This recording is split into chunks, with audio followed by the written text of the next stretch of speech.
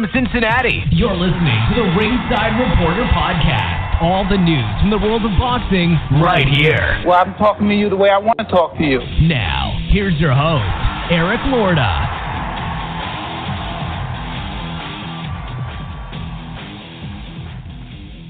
And we are live. Welcome to this very special edition of Ringside Reporter Podcast. This is the Muhammad Ali Tribute Show. During this show, we will share our memories of the greatest, talk about some of his fights in his life. We'll also have some fight results and news and rumors a little later in the show. My name is Eric Lorton. I'm here with my co-host, Ringside Robert, and England's adopted son, Joe Habib, will be joining us. You can catch us on the web at www.ringsidereporter.com. If you want to call in now and ask questions or just give your 2 cents, you can call us right now at 323-870-3857 and hit option 1 if you want to talk to us. And today we're going to talk about, of course, the greatest, Muhammad Ali, and why he was considered the greatest. And the other big story this week is professionals being allowed to participate in Olympic boxing. So that's a big one, too. Just a reminder also, you can download a commercial-free version of the podcast if you want to download it from iTunes. It's available on Monday. Now let's go ahead and get started. Legendary heavyweight champion and social icon Muhammad Ali passed away on Friday. He was 74. Ali had been hospitalized in the Phoenix area this week with respiratory issues. A call was made to the paramedics when Ali was found unresponsive at his home. Retired from boxing since 1981, Ali had battled Parkinson's disease for years. He had been hospitalized a few other times in recent years, including in early 2015 due to a severe urinary tract infection. Ali had looked increasingly frail in public appearances, the last one coming April 9th when he wore sunglasses and was hunched over at a celebrity fight dinner in Phoenix, which raises funds for the treatments of Parkinson's. He had been living quietly in the Phoenix area with his fourth wife, Lonnie, whom he married in 1986. His death reaches far beyond the sport of boxing. Ali was one of the world's most recognized people for his actions in and out of the ring. Robbie, what were your thoughts on this when you heard this? All I wanted to do Friday night, Eric, honestly, was cry. This is the man that got me into boxing. My dad, he was a major Muhammad Ali supporter. And he told me, he said, son, you're going to see the greatest heavyweight champion of all time. Mark my words. And, of course, my dad was not around to see how his career wound up. But he proved to be absolutely 100% right. The first fight I ever watched in boxing was March 8th, 1971, in Madison Square Garden with Joe Frazier and Muhammad Ali, the very first one. We watched on closed circuit, and I was on the Ali train from that day forward, and of course, once I got older, I learned the rest of the history about him. When he learned to box at 12, and when he won the Olympic gold medal in 1916, of course, becoming the heavyweight champion in '64 when he beat Sonny Liston, and all the stuff with the Vietnam War. I learned that later on when I got older. But in my opinion, he will always be the greatest. There'll be heavyweights that have better records. There'll be heavyweights that have more title defenses. But as far as I'm concerned, we lost somebody that will never be replaced. I agree with you. 100%. How ironic is it, though, that, and I have the same experience, too. I mean, I had heard stories about how great Ali was and everything like that, and your first encounter with seeing Ali was with Joe Frazier in their first fight, which was a loss for him.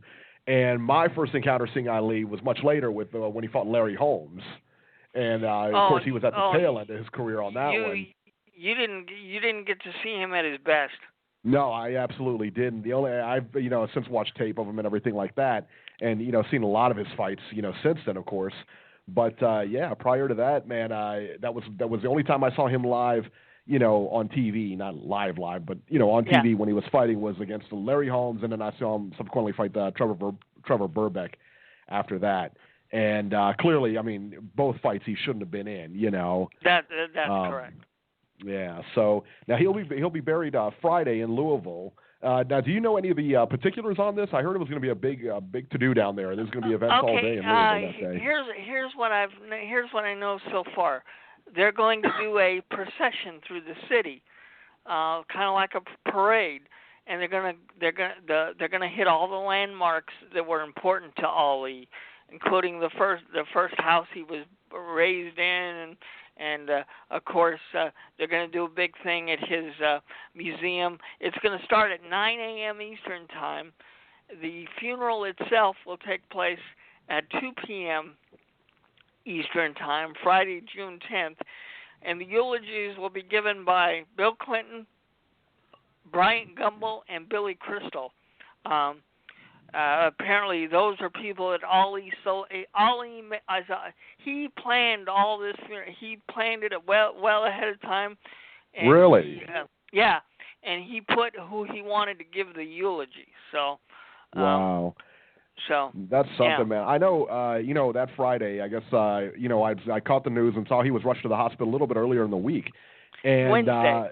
Yeah, and they said that it was going to be, they expected him to be in and out, wasn't a big deal.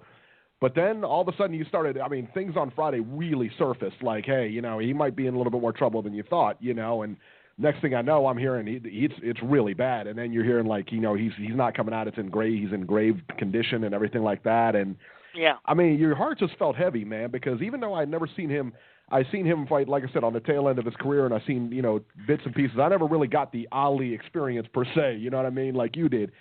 But, with the seeing him in the interviews and everything like that, seeing him live like you did. But, you knew, he was always, associated with boxing. That's who everybody said, this is the greatest, And so definitely on Friday, man, you just had a heavy heart because you knew the time was coming, and you just like, man, this guy is a legend. I don't want to, nobody ever wants to say goodbye to legends, you know what I mean? And it was just sad, I thought the whole thing was really sad. I knew once he got diagnosed, apparently he got diagnosed with Parkinson's in 1984. Yeah. And, I knew when he kept making trips to the hospital, I kept saying to myself, the time is near. But even though you know the time is near, like with somebody you love, you're never prepared for when it actually occurs. It doesn't, yeah, and you hit it right on the head, man. It doesn't matter if you know it's coming or not. When it happens, you're never prepared for it. Yeah. B, what was your take on Friday? I don't know. I'm not sure if I delivered the news to you or you knew before I texted you or what. You would follow the story up until then. What were your thoughts when you heard this?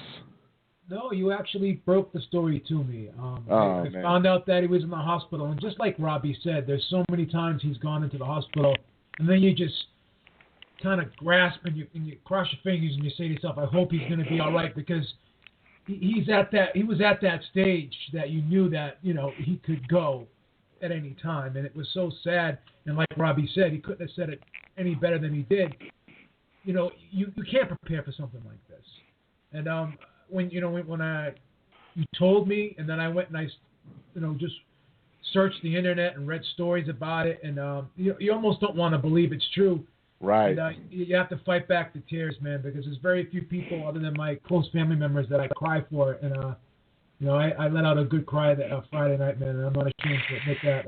It was very sad for me. I don't cry very often, but boy, Friday was an exception. Yeah. And one of my earliest memories of Muhammad Ali, and I'm like you, Eric, I didn't get to see the prime Ali. I saw the Ali fight Larry Holmes. I saw that fight live, and I just remember my dad was shaking his head throughout the whole fight, and I didn't understand it fully, but I remember being there with my dad watching that fight, and my dad was just shaking his head, and it was just so sad. And also, I worked at the Ritz-Carlton back in 1995 in Boston, and Muhammad Ali was in Boston at that time accepting an award. And I just saw him from afar. I was about 100 yards away from him. He was leaving the hotel, getting ready to get into a limo. And it was one of the most amazing things that I've ever seen in my life, my 46 years on this planet. Everything just stopped. You know what I mean? You ever see like the Matrix and like the whole area just stops? That Absolutely. was just like the Matrix. Everything stopped for Ali. It was just amazing. And I'll never forget that day. And that truly showed to me that, yes, this man is the greatest. Well, the greatest. for those that are younger, I mean, you got introduced to Ali and what his effect was on the worldwide stage in 1996 when he lit the torch in the Atlanta Olympics. I mean, people were literally at that, opening ceremonies. They were crying on, it was live, and you could hear a pin drop. Because back then he was shaking really bad. You knew the Parkinson's was bad, and how the Atlanta Olympic Committee kept the fact that he was going to be the one to light the torch a secret up until he showed up there live. People to this day can't figure out how they did it because, with social media nowadays, nobody keeps secrets. I couldn't believe that when it happened. I knew I thought Holyfield was actually going to light the torch because, and I was shocked to see him running down the tunnel at that point. And I said, well, if he's not going to light it, who's going to light it? Because, he's from Atlanta. He was the logical choice, the heavyweight champion, He was the logical choice. But, they did make a better one, so there you go. And, even Holyfield said, hey, he knew that Ali was going to do it. And he said, you couldn't have picked a better person, Right. You can't argue with that, man. I tell you what. So news surfaced on Friday and, late in this early Saturday morning, late Friday night that, Muhammad Ali had passed or whatever. And that leads us to our train wreck of the week this week. Our train wreck of the week belongs to the Miami Marlins. The Miami Marlins announced that Muhammad Ali died after the Marlins game. The problem, it had not been announced by anyone credible. I say anybody credible, anybody at all. And at the time of the announcement, he had not been pronounced dead. He wasn't dead. He was, in fact, alive. Yeah, they did it 2 hours before an official announcement was made. Idiots, just idiots. They put a tribute on the board and everything. I'm a moron, you know. I announced him before he's gone. Wow. And then I read an article this morning somewhere, and they said, well, Muhammad Ali was a very important part of our organization. Are you serious?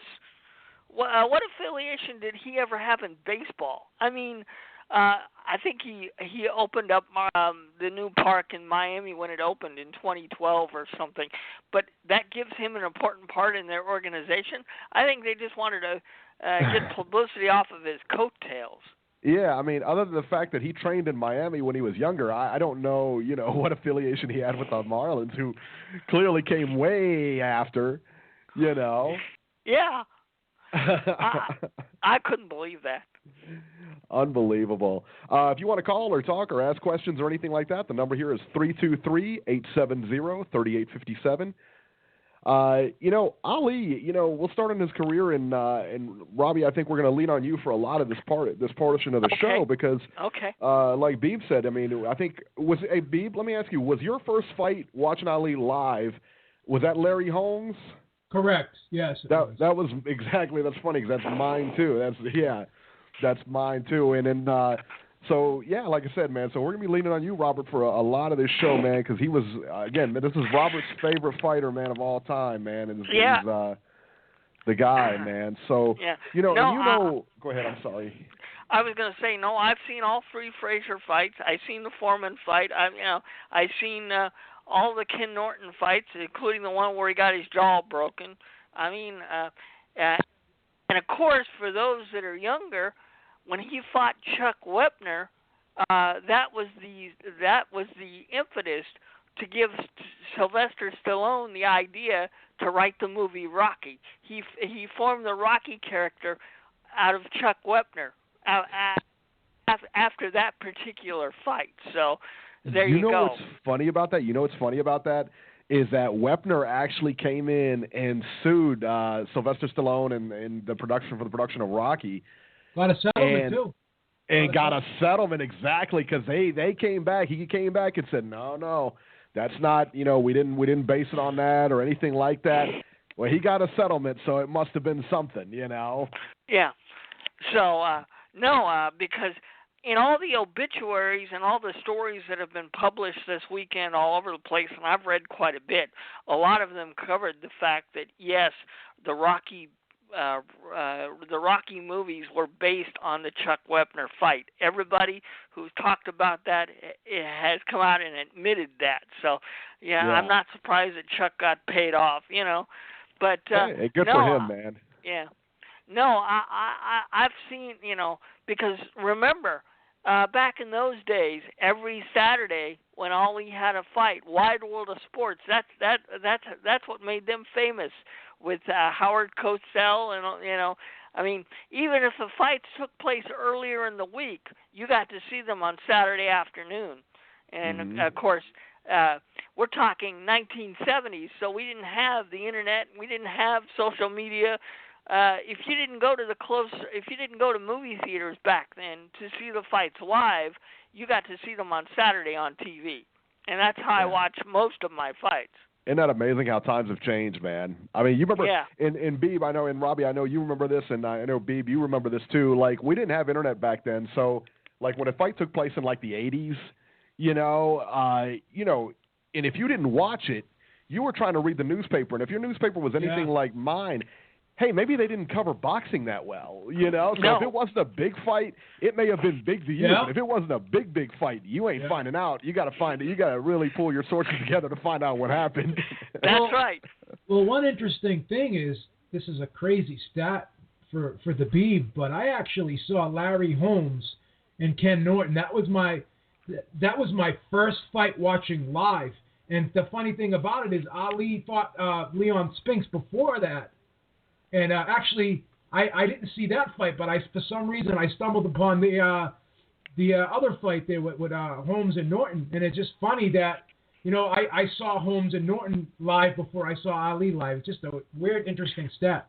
Yeah, and of course Muhammad Ali won the heavyweight title 3 separate occasions.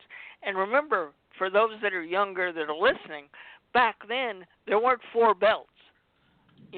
I think there were only 2, if I'm not mistaken. Yeah, there was 2. There was 2, and the IBF didn't come along until 1984. And actually, Larry Holmes was the one that pioneered the IBF. It's amazing. Right. And not only that, he was the only man, and he's still the only man, to hold the heavyweight championship 3 different times, but the lineal heavyweight championship. Correct. Yeah. And that to me is a big deal. Now, for those that are going to say, well, Evander Holyfield won it 5 times, he was never the... It was 4 times, wasn't it? No, all the stories came out because Holyfield's been interviewed all over the place. He confirmed it was 5, so, But I don't know how many times Evander Holyfield held the lineal title, I think he held it twice, if I'm not mistaken. Yeah, wasn't it? I think he beat, didn't he? Well, I'm trying to think. Douglas, did he beat, when he beat Douglas... Yeah, when he beat Douglas, he was the lineal.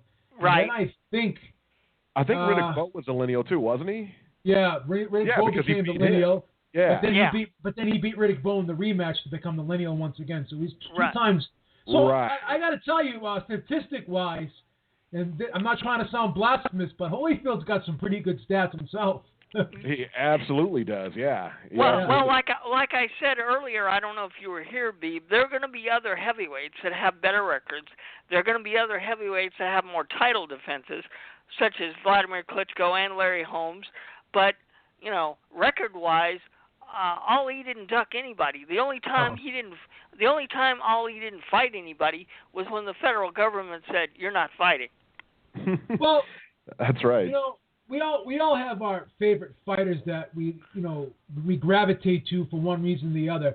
And I'll be perfectly honest with you. Ali's style isn't one of my favorite types of styles of fighting. I like the guys who are technical. I like the guys who do things the right way.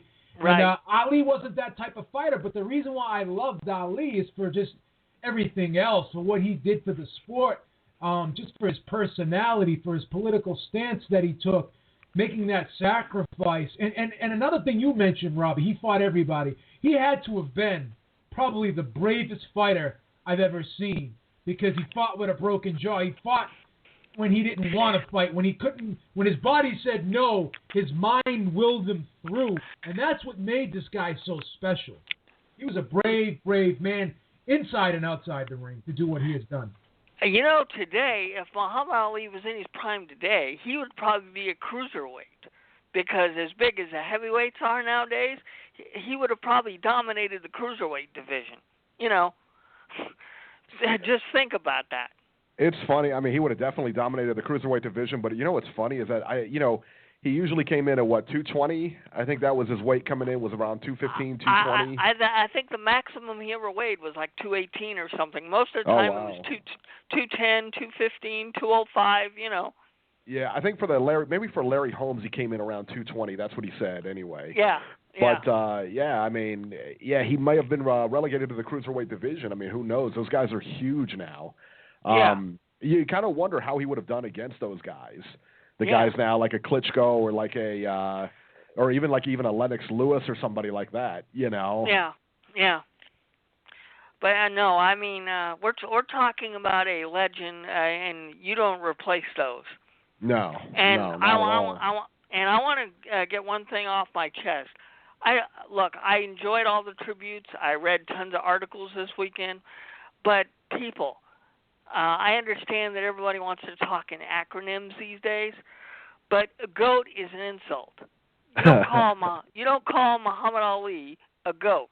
I understand what you're trying to say, but you know, if you're going to call him the greatest, say the greatest. Don't try to make it an acronym. You know. Agreed. Just my thoughts. That's right. Yeah. Now, he wasn't, Ali, it's funny, man, because even though he's loved and now in his life and at the end of his careers and stuff like that, he was very much a loved, iconic figure. But when he first started, he was not well liked by everyone. In fact, he was probably hated by most people. No, he was not. And if you just, it's funny because now we can look back on the videos and everything like that, and we kind of laugh about him and everything. But now, I mean, you put yourself in there and think about, like, say, Floyd Mayweather and the things he does, and now you absolutely can't stand him, and stuff he does. That's right. That was Ali back then, That's what he was. Right. I mean, and I mean, it was. I mean, he, I think one of the biggest things that really started this, he won the gold medal in the Olympics for, I think it was light heavyweight. I think it was light heavyweight. Yeah, he was a light heavyweight back in 1960. Came back to the U.S., wouldn't get served. Was denied service somewhere because he was black. Yeah. And took the medal and threw it in the Ohio River. Yeah, remember, back in the 1960s, for those that weren't around then, blacks were segregated again. They couldn't go into certain restaurants. They couldn't go into certain hotels. They had separate bathrooms. Separate water fountains. Yeah, I mean, that's why Muhammad Ali, he was hated at first, but when he stood up for his beliefs and made things possible for black people to people that they are back then, I mean, he was the African American person who actually stood up and fought against a lot of the stuff that was going on back then. Yeah, absolutely. And I think, when he threw the gold medal in the river, it really made a statement, but it didn't endear people to him for sure. No. I think it endeared a lot of people to him, but it didn't endear, a lot of people said, what are you doing? When people started kind of swaying to his side, at least I remember, is when after, and you tell me if I'm wrong, Robbie, after he lost Joe Frazier, I thought people started actually gravitating towards him and started changing their tune towards him after that. Well, remember also after that fight, Beeb, is when the Supreme Court overturned his conviction. Yes. But up until that occurred, between 1967 and 71, people, especially those that served in the military, didn't want anything to do with one Muhammad Ali. Yeah. Because how dare you be a citizen of this country and not go and serve like the rest of us did. He even fought, I think it was George Savallo in Canada. He had a fight back there, I think it was in 66 or 67, and they said, well, why don't you just stay here? And he said, no. He said, I'm not going to leave my country, because remember, a lot of people back then avoided the draft by going to Canada. They up and just left the United States and went to Canada, and a lot of Americans still live there. They never did come back after the Vietnam War was over. You know what's funny is, I mean, even, and he, like I said, he refused to go to Vietnam and everything like that, but he didn't go he stayed here. He didn't go anywhere. He just said, no, I'm not going. I'm not going to fight for you guys. You guys don't fight for me. Why should I go fight for you guys, Yeah. And in a lot of ways, he's right. I mean, they weren't, he was still segregated. They were still, battling segregation here. There was no equality. But yet, and like he said, he wanted me to travel around the world to go kill more poor people, Yeah. It doesn't make sense. No. And that was his opinion on it, But Beeb is absolutely right. After he put up such a valiant effort in that fight and actually lost and took the loss without complaining. That's when people started, hey, maybe we were wrong about this guy, Isn't let me it ask funny? you this.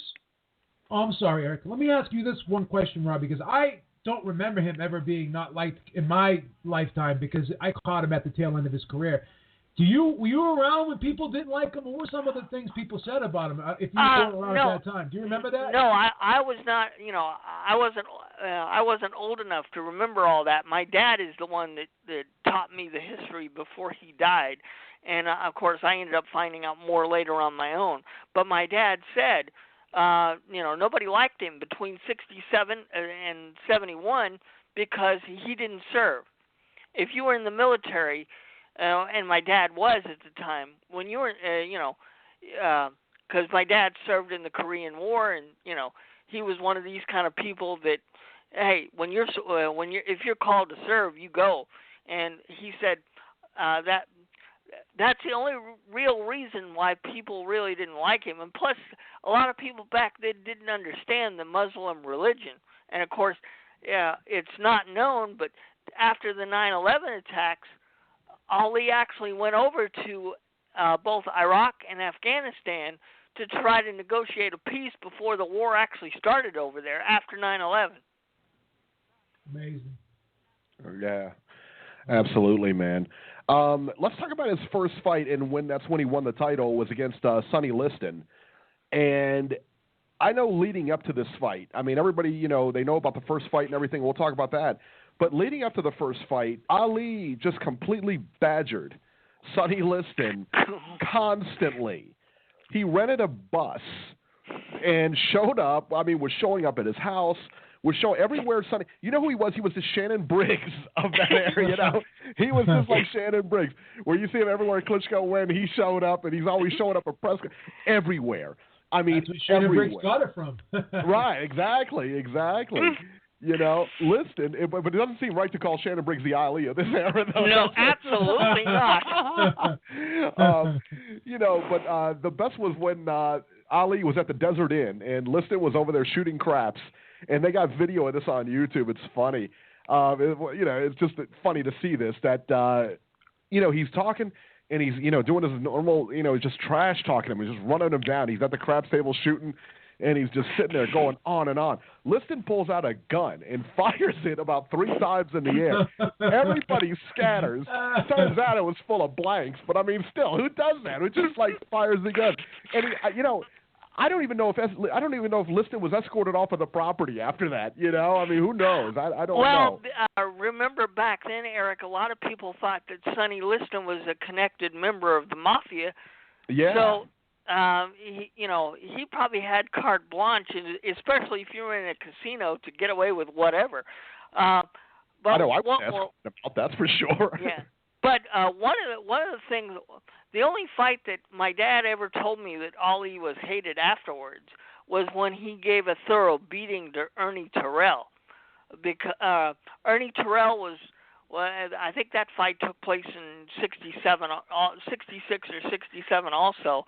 And Ernie was one of these kind of guys. He never would acknowledge Muhammad Ali by Muhammad Ali. Every press conference, every media availability, whatever, he always referred to him as Cassius Clay. And Ali kept saying, "What's my name?" And, of course, when the fight started, and of course, Ali won a 15-round decision. But for the whole fight, every time he threw a punch, he kept saying, "What's my name? What's my name?" And he gave Terrell such a beating, he ended up breaking Ernie Terrell's cheekbones. And he basically punished the hell out of him during that fight because Ernie would never acknowledge what his name was. Yeah. Insane, man. He was such, what was surprising? I mean, now that we kind of know the history of Ali and everything, what's surprising to me is what an underdog he was against Sonny Liston. To me, that was, he was a huge underdog to Sonny Liston. 6-1. 6-1 dog. Yeah, think about that. And nobody gave this guy a chance. He won the gold medal in the Olympics. He's an up-and-comer, good prospect, and, undefeated, no respect. And, no, Sonny, of course, I never saw Sonny Liston fight. But from what I've been told, Sonny was a very dangerous heavyweight at that time. And all the experts expected Sonny just to destroy this guy and get rid of him. Didn't Liston knock out Floyd Patterson twice? Yes. Yes. That's what I thought. I think 2 first-round knockouts, I believe, if I'm not mistaken. Yeah, and Floyd Patterson, he's not a pushover. He was a great fighter, man. Yeah. And Liston put him away twice, man. And in this fight, from the opening bell, man, Ali just demolished this guy. There was some, like I said, there was some speculation that they put some stuff on his gloves, on Liston's gloves between rounds. And when it got in Ali's eyes, he couldn't see, and he wanted the fight stopped and everything like that. Then his eyes cleared up, and then he finished him. I think it was, a 6th round? Yeah, he didn't. Sonny didn't come out for the 7th. Yeah. Okay, yeah. So at the end of the 6th, he just, that was it for him. But, aside from that round and maybe a round and a half or whatever, it was a complete demolition. It was, Ali just completely battered this guy, and it wasn't even close. The thing is, with, you see fighters like Roy Jones, and you see fighters like, even to an extent, like Prince Nassim, all right, or Pernell Whitaker, and guys that, do unorthodox things and get away with them. Ali was kind of the one that really started that, because even Sugar Ray Robinson, he moved a lot. He didn't want to get hit, but he wasn't like Ali. They were both great fighters. Don't get me wrong, but with Ali, man, he just completely changed the whole dynamic, and nobody had ever fought like that. Nobody had ever seen anybody fight like that, especially for a heavyweight. For a heavyweight to do that. And remember, he had the fastest hands, and he probably still has the fastest hands of anybody that's ever fought in the heavyweight division. All of the other heavyweights could not deal with his speed. He would throw combinations, and his opponents would be like, "What just happened to me?" Yeah, he was just so quick. And as a heavyweight, you just couldn't deal with that. You couldn't deal with that speed. No. I believe it was shortly after the Liston fight that he actually came out as a joined member of the Nation of Islam. That is correct, yeah. And then changed his name, of course, to Muhammad Ali. He went from Clay to Muhammad Ali, and he was very close to Malcolm X. And the rematch after that was the rematch with Liston, and that took place in Maine. Yep, and Lewiston, that Maine. I remember we did this for a history lesson, and that fight was so close to not even coming off. There was so much turmoil surrounding that fight. They didn't know if the fight would come off. They had to get insurance and everything, and it was just a mess. Not to mention, I think, what was it? It was clocked at a minute something into the fight. Jersey Joe Walt, wasn't Jersey Joe the referee for that fight? That is correct. He was. Yeah. Yeah, he was a referee, and they go at it. He hits him with that anchor punch. Nobody saw the punch except for Liston. He saw it up close. He goes down. He gets back. He's clearly out. Timekeeper counted him out. Ref counted, and then they let the fight go a little bit. And, of course, they stepped in and stopped the fight, and the crowd was just livid at that point. Oh, yeah. And he learned that punch from Jack Johnson. He said, or not from Jack. It was a punch that Jack Johnson used to use, and there was somebody, I guess, that worked with Jack Johnson that was following Ali around that showed him the punch or something to that effect. But he called it the anchor punch. And then since then, you've seen people like Anderson Silva do it. You've seen it done a couple of times in the UFC. You've seen, of course, Ali, of course, the most famous one to do it. But it was amazing to watch, man. And of course, who can forget the rumble in the jungle when Ali came out with the rope-a-dope, and he just laid on the ropes and let George just wear himself out. Yeah. Now, let me ask you a question now, because you'll know this better than I do. After the Liston fight, didn't he had a couple more fights, but that was pretty much, right around that time was when he refused to go to Vietnam, correct? That's when he... They had the rematch in '65. He was able to fight all the way up until April of '67. So he had a few more fights after that. But April 28th, 1967 was his reporting date for the Army, and that was the day that he officially denied going into the Army, and then all the boxing commissions after that suspended him, and of course they took away his title, and he was off for 3.5 years. He did not get back in the ring until October of 1970. Wow. And so during that 3-year layoff, he did a lot of crazy stuff, to try to make money, plays and everything like that. He also did a movie, and I don't know if either one of you guys ever saw this movie, and you can YouTube it and everything like that. It's called AKA Cassius Clay, and it's got Customato in it, and they kind of break down the fights. And I guess it's toward the tail end of his layoff where they're breaking down. They talk about him fighting Joe Louis, and he's making fun of Joe Louis, calling him Slow Joe Louis and everything like that. And then he's saying, they're talking about Joe Frazier, and he was like, there ain't no way Joe Frazier could whoop me, And it was great to watch. The two of those had good chemistry, man. The two of those guys had really good chemistry. Yeah. No, I never did see that. Well, if you get a chance, yeah. If anybody out there gets a chance, man, definitely watch it. It's definitely worth it. One of the craziest things, when you think of Muhammad Ali, you almost automatically think of Howard Cosell with him. What was it, Robert, about those two that kind of drew them together? Well, because they seem like polar opposites. Well, because of the way TV was done back then, Cosell was the voice of ABC boxing, and I don't know the ins and outs of how the media worked back then, but all of Ali's fights were shown on ABC Wide World of Sports. And so Cosell was the one calling all the fights on TV back then, and they were polar opposites. And basically, Muhammad Ali is the one that made Howard Cosell's career. Before Ali came along, nobody knew who Howard Cosell was. But because of the interviews and all the stuff that took place between each fight, the two of them kind of made their fame together. And Without Muhammad Ali, probably nobody would know Howard Cosell unless you followed NFL football, because Howard Cosell was one of the original people on ABC Monday Night Football for years.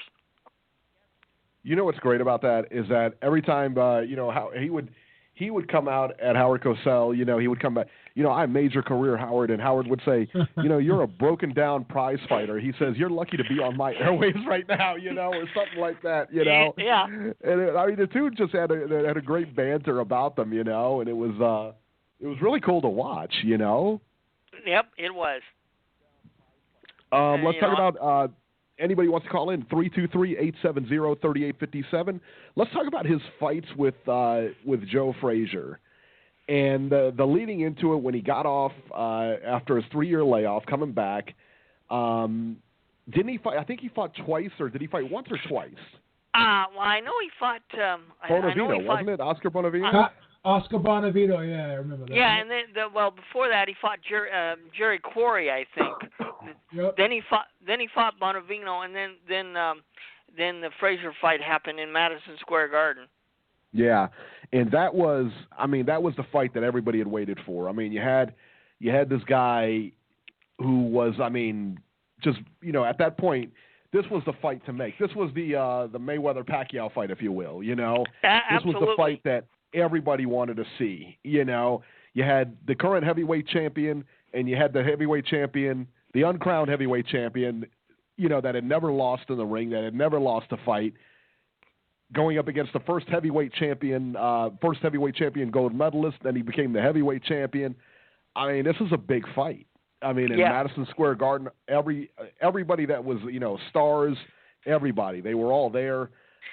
Just a big fight. Now, you said you watched this fight on closed circuit, correct? That's correct, yeah. That's a big event, man. Anytime it goes closed circuit like that, it's a huge event. Yeah. Yeah. And, of course, Ali lost in the 15th. Lost a decision or whatever. But he was down. I mean, it was a good back-and-forth fight, if I remember correctly. Yeah. Yes, it was. I mean, they gave it all they had. And remember, Frank Sinatra, he wanted to be at that fight so bad, he ended up being the photographer for Life magazine. That's how he got a ringside seat. Isn't that crazy? Yeah. Unbelievable. Yeah. How did he get up? How did he get up after that left hook that Frazier hit him with in the 15th? You know what? I honestly have no idea. I mean, I was only 6 years old at the time, and I told my dad, me being 6 years, I said, "Oh, it's over. He ain't getting up." And lo and behold, he got up and finished the fight, and I'm like, "Okay." That was going to be my next question, Robbie. Did you think he was going to get up, but you just answered it? No, I did not. And even my dad said, "I don't think he's getting up," and lo and behold, he got up and the monster's punch. Yeah, I mean that came from the floor. I mean, you saw that replay. That was a haymaker shot. Yeah. I mean, that was as close to a haymaker as a professional boxer's going to throw. And I tell you, what stunned me is not that he got up, in the fashion that he got up, because as soon as he hit the deck, he was getting back up. It wasn't like he laid there for a few seconds or struggled to get back to his feet. He got right back up like it was nothing. Yeah. Well, George Foreman has been interviewed several times this weekend, and he said he knew he had a problem when George hit him with everything he got, and Ali came in, and I forget what round it was. He said to George, "Well, you've hit me with everything. Do you have any more left? Because so far you haven't hurt me." And George says, he said, "Oh, I've got a problem. I've never had a fighter do this before." Leading into the fights with Frazier, in fact, all of the fights with Frazier, there was so much bad blood between them. And I remember after the third Frazier fight, I remember the interview, and he says, he said, I don't have he says, he says, to me, he's a great champion. He talked about Frazier, said he's a great champion. I have all the respect in the world for him. I remember him in an interview with Marvis Frazier, Joe's son. He said, I'm sorry for everything. If I cause you any problem or your family any problems, he said, make sure to tell your dad, I'm just, Frazier, I don't think Frazier ever forgave him. I know he said he forgave him. I think Frazier took that to the grave with him, man. Well, and a couple of things to remember. After that third fight, Ali said in an interview a couple of days later, he said that was the closest I ever came to dying. And then also remember, when Joe Frazier died in 2011, Ali showed up at Frazier's funeral and basically made amends to the entire family. He basically showed up and basically apologized to the entire family. To my knowledge, when Ali said that to Marvis Frazier, I believe I was watching an interview with Marvis Frazier once, and he said, "Well, why can't you?" He's saying to the guy interviewing, "Why couldn't you just go to my father and say that? Why did you tell me to go tell my father to say that?" So that's why there was still a little bit of the lingering bad blood there, because they never really had a conversation to kind of fix their relationship. No, Joe never really forgave him, and wouldn't. They several times the two camps tried to get the two of them to meet in public, and Joe would never agree to it. Yeah. Well, and I tell you, every interview that I saw them on, there's always a tension there, and even like when Ali had pretty advanced Parkinson's, when he wasn't the same, there was a lot of tension there still, which was unfortunate because they were both, you couldn't think about Ali without Cosell and Frazier. And you couldn't think of Frazier without Ali. You just couldn't. It wasn't the same thing, Well, my hope is now they're both together, and they've finally made amends. Right. That's a beautiful thing to say, Robbie. That's Absolutely. Very nice, Robbie. Now, during his fights he had his 2 fights with Frazier, and then Frazier was, of course, knocked out cold. Cold by George Foreman. I've never seen a heavyweight championship fight. I mean, that was a dominant performance. And if you thought he was an underdog to Sonny Liston, there was no way. I mean, because that second fight with Frazier, Ali won it, but they were both, they both looked past their prime in that, and that was, pretty apparent. So he goes to fight, George Foreman, and George Foreman's such a huge favorite in this fight that there's no way. George Foreman was the Gennady Golovkin back then of boxing, because he scared the living daylights out of everybody. And people that were surrounding Muhammad Ali back then in 1974, they were actually fearing for the dude's life. They actually did not want him to take this fight because they thought that George was going to kill him. This may have been perhaps one of the greatest fights in his career. I love this fight. I love this fight. And I know Robbie's going to talk about. We're going to go into a little bit here, but Robbie's going to talk about this on his history lesson tomorrow, so don't miss it, or on Tuesday. On Tuesday. Yeah. But there was no way. This was such a big event too. I mean, they had George had suffered a cut in training. They had to delay the fight. There was talk this fight wasn't even going to come off. Because, what do? You buy tickets and then just delayed a month, It's like, oh, man, Yeah, it was supposed to be September 30th, 1974. It ended up being October 30th, 1974. And I thought it was...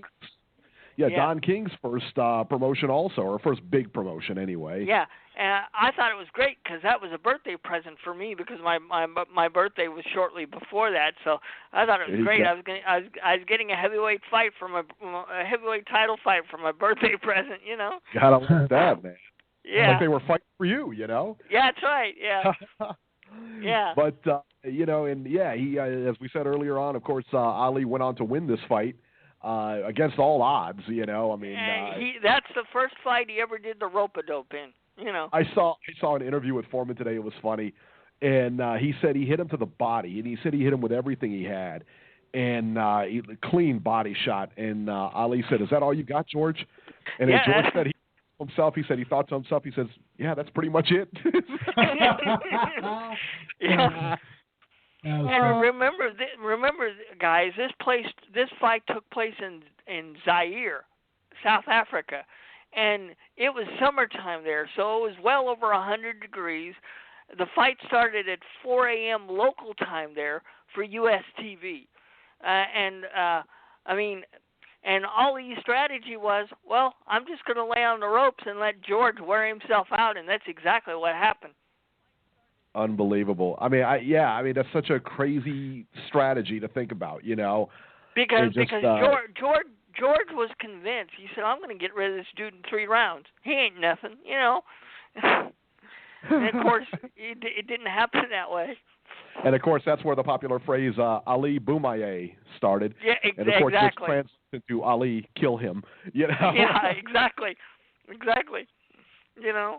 was there. What was it, a full month before the fight?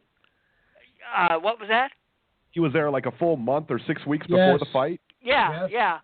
Well, remember back. He endeared himself to those people.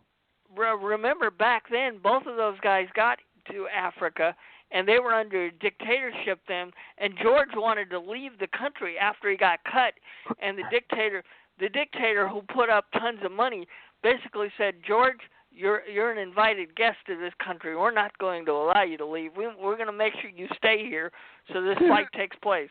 Funniest thing Ali was saying, too, like at the press conference after he found out about that, he goes, "Hide all the planes. Shut down all the boats. He's not going anywhere." Like, yeah. I want security guard and everything, Yeah. Oh, when he would go in, he would go into Foreman's camp while he was training and just invade his camp. And he played so many mind games with Foreman. It was just like, are you kidding me, man? It was unreal. Ali will always be known for all the famous quotes he came up with, man. I mean, you got people in boxing today like Tyson Fury and people that like to talk, but nobody could talk like Muhammad Ali. I mean, I don't care how you try. I mean, he'd actually write this stuff down, and you know, you'd put it on paper, and he'd practice it before he used it. You know. He was great, man. I mean, the poems, Yeah. everything. You know, talking about knocking people out this round or that round. He's calling the round. I mean, it's just crazy, man. Yeah. So his fight with Foreman was pretty much probably, you know, if you're looking at it from a boxing perspective, kind of like the crowning achievement. You know, I mean, to beat that guy in the stage of the career he was in, Yeah. it just shouldn't have been done. You know. Well, Ali's last great fight would have been the third one with Frazier, because remember Foreman fight. The Foreman fight took place before that, but right before that third Frazier fight. Yeah, the last hurrah for those of us that love Muhammad Ali was the Thriller in Manila, and then you know after that, you know of course he went on and won a few more fights and then lost to Leon Spinks and then won it back. Won the title back like 6 or 7 months later, but really the crowning jewel of Ali's career was the third fight with Frazier, and he probably should have retired after that. And if he would have done that, I mean things might have turned out differently than what they did. I mean he still accomplished a lot, but realistically, if you were in his camp, you know, if you would have been an advisor. Probably after the third Frazier fight would probably have been the time to pull him aside and say, "Champ, this is it." You know. Yep, that's it. Yeah. Now, let's fast forward as my dogs are barking here. Let's fast forward to the fight with Larry Holmes, and that was my first. That was my first pay-per-view with. I guess that was actually my first pay-per-view, and my first time with watching Ali. You know. Yes. Was the fight with Larry Holmes. And I remember this, you know, like it was yesterday because I was just a kid at that point, and I had watched boxing before, but this was like the first big fight. And this was the one that everybody was waiting for. And with this one, this was so funny because we didn't have cable back then. We had a service called On TV. And On TV was one of those services that you got one channel, and you got one thing on the channel. It only came on at, like, say, 8 o'clock at night, you know, and they'd have, like, one movie, movie. And if you liked it, you watched it. If you didn't like it, you watched regular TV. That was, like, our first trip into cable, you know. You're right. And so they were doing the fight on there, and it was pay-per-view, you know, and it was you know, we thought it was some outrageous amount. It was probably like $10 or $15, you know, which was outrageous back then. And, you know, it was like, you know, so we're watching this fight, and all I heard was, of course, was stories about Ali, you know, Ali this, Ali that, you know, and I'm watching this fight, and he is just getting battered. I mean, he just got from the beginning to the end, and I don't know how he didn't go down in that fight. I don't know how, you know, he lasted as long as he did. But Larry Holmes was just an animal in that fight, man. Well, and I thought, you know, I honestly felt bad for Larry because Larry got his start in boxing by being a sparring partner from Muhammad Ali. Yeah. And he absolutely loved the guy, and he wanted so badly not to fight this fight, but he was told, "You don't fight this fight, you lose your title." Because I don't know if Ali was considered the number one contender or mandatory or whatever, but Larry said that was the one fight in his career that he did not want to fight. And throughout the fight, he kept asking the referee, "Can you stop this? I don't want to do this anymore. Can you stop this?" You know. Yeah. Then admittedly, he started saying he was pulling his punches a little bit too. Yeah.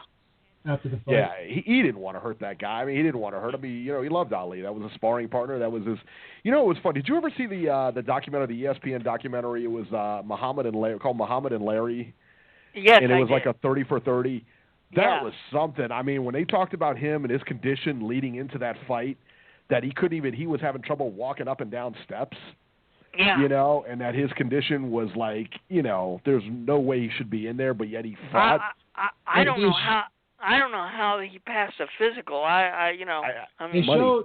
They showed footage of him training, and he couldn't even hit the speed bag. Yeah. He was missing it. It was a travesty. I mean, I didn't. To be honest with you, I knew how bad it was going to be. I didn't watch the fight until years later. I couldn't handle. I couldn't because I knew what was going to happen, and I was afraid it was going to turn out worse than it did.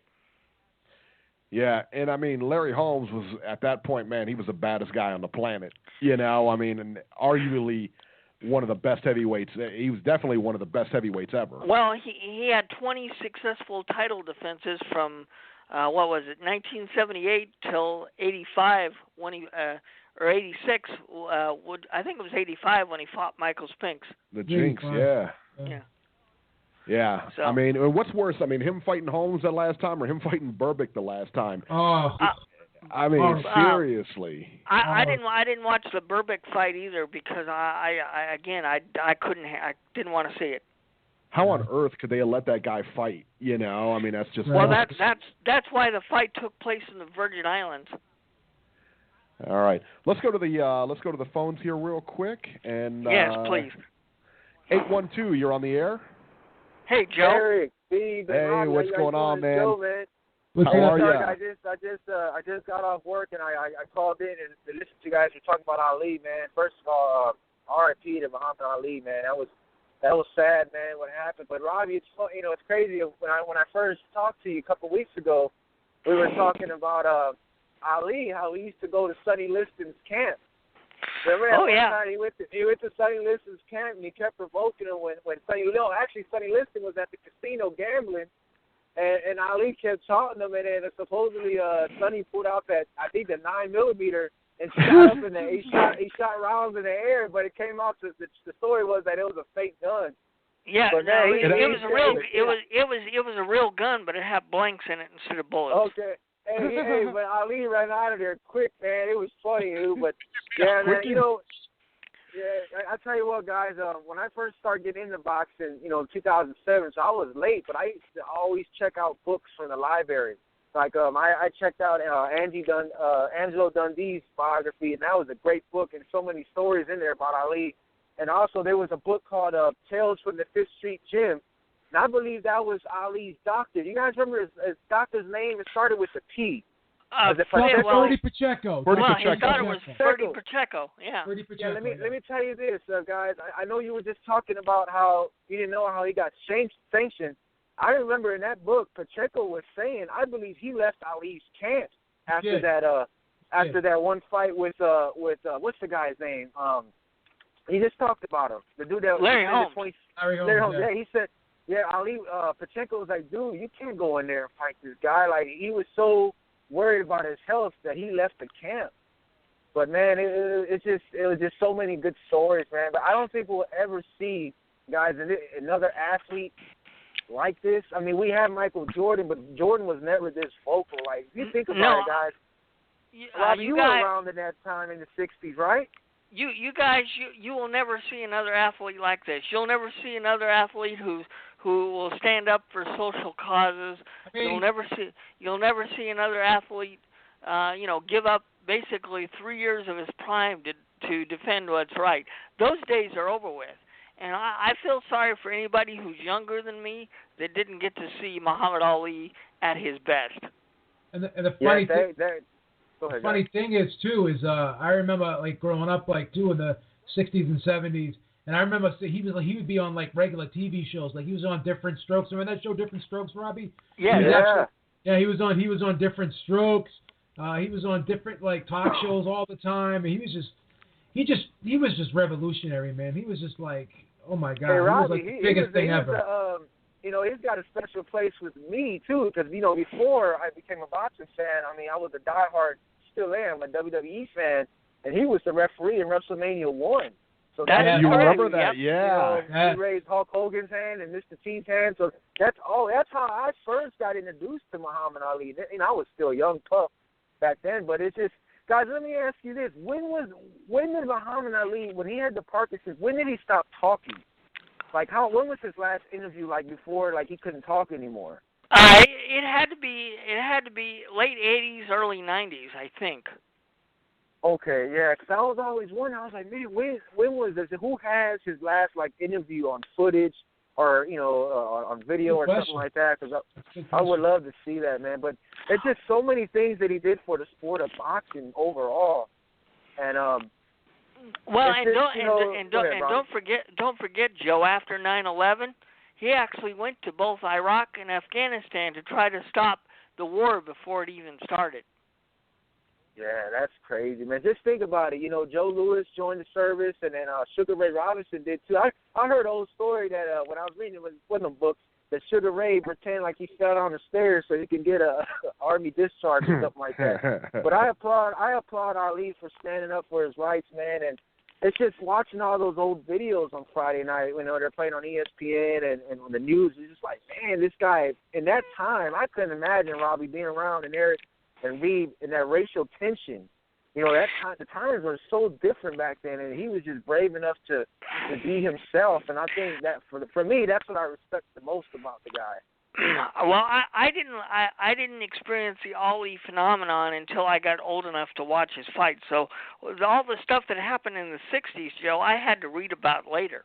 My dad is the one that taught me everything, and he said, "Son, you're gonna see the greatest heavyweight champion of all time. Nobody will ever touch him." And my dad, rest in peace, he didn't know how right he actually was. Yeah, hey, Eric. Now that Thriller of Manila, it was round 14, right? They was throwing guts and glory. And then round 15, Joe Frazier, he didn't get up, but there was rumors saying that Ali wasn't going to get up, and so Angelo Dundee said, "Dude, you got to get up." No, actually, the way it occurred is they both were going to quit, but Frazier's corner is the one that quit first. Yeah, that's right, because Ali was like, "I can't even get up, man." That fight. I'm getting off now. I'm going to go ahead and watch. I'm going to try to watch all three of them fights tonight, man. But it's crazy.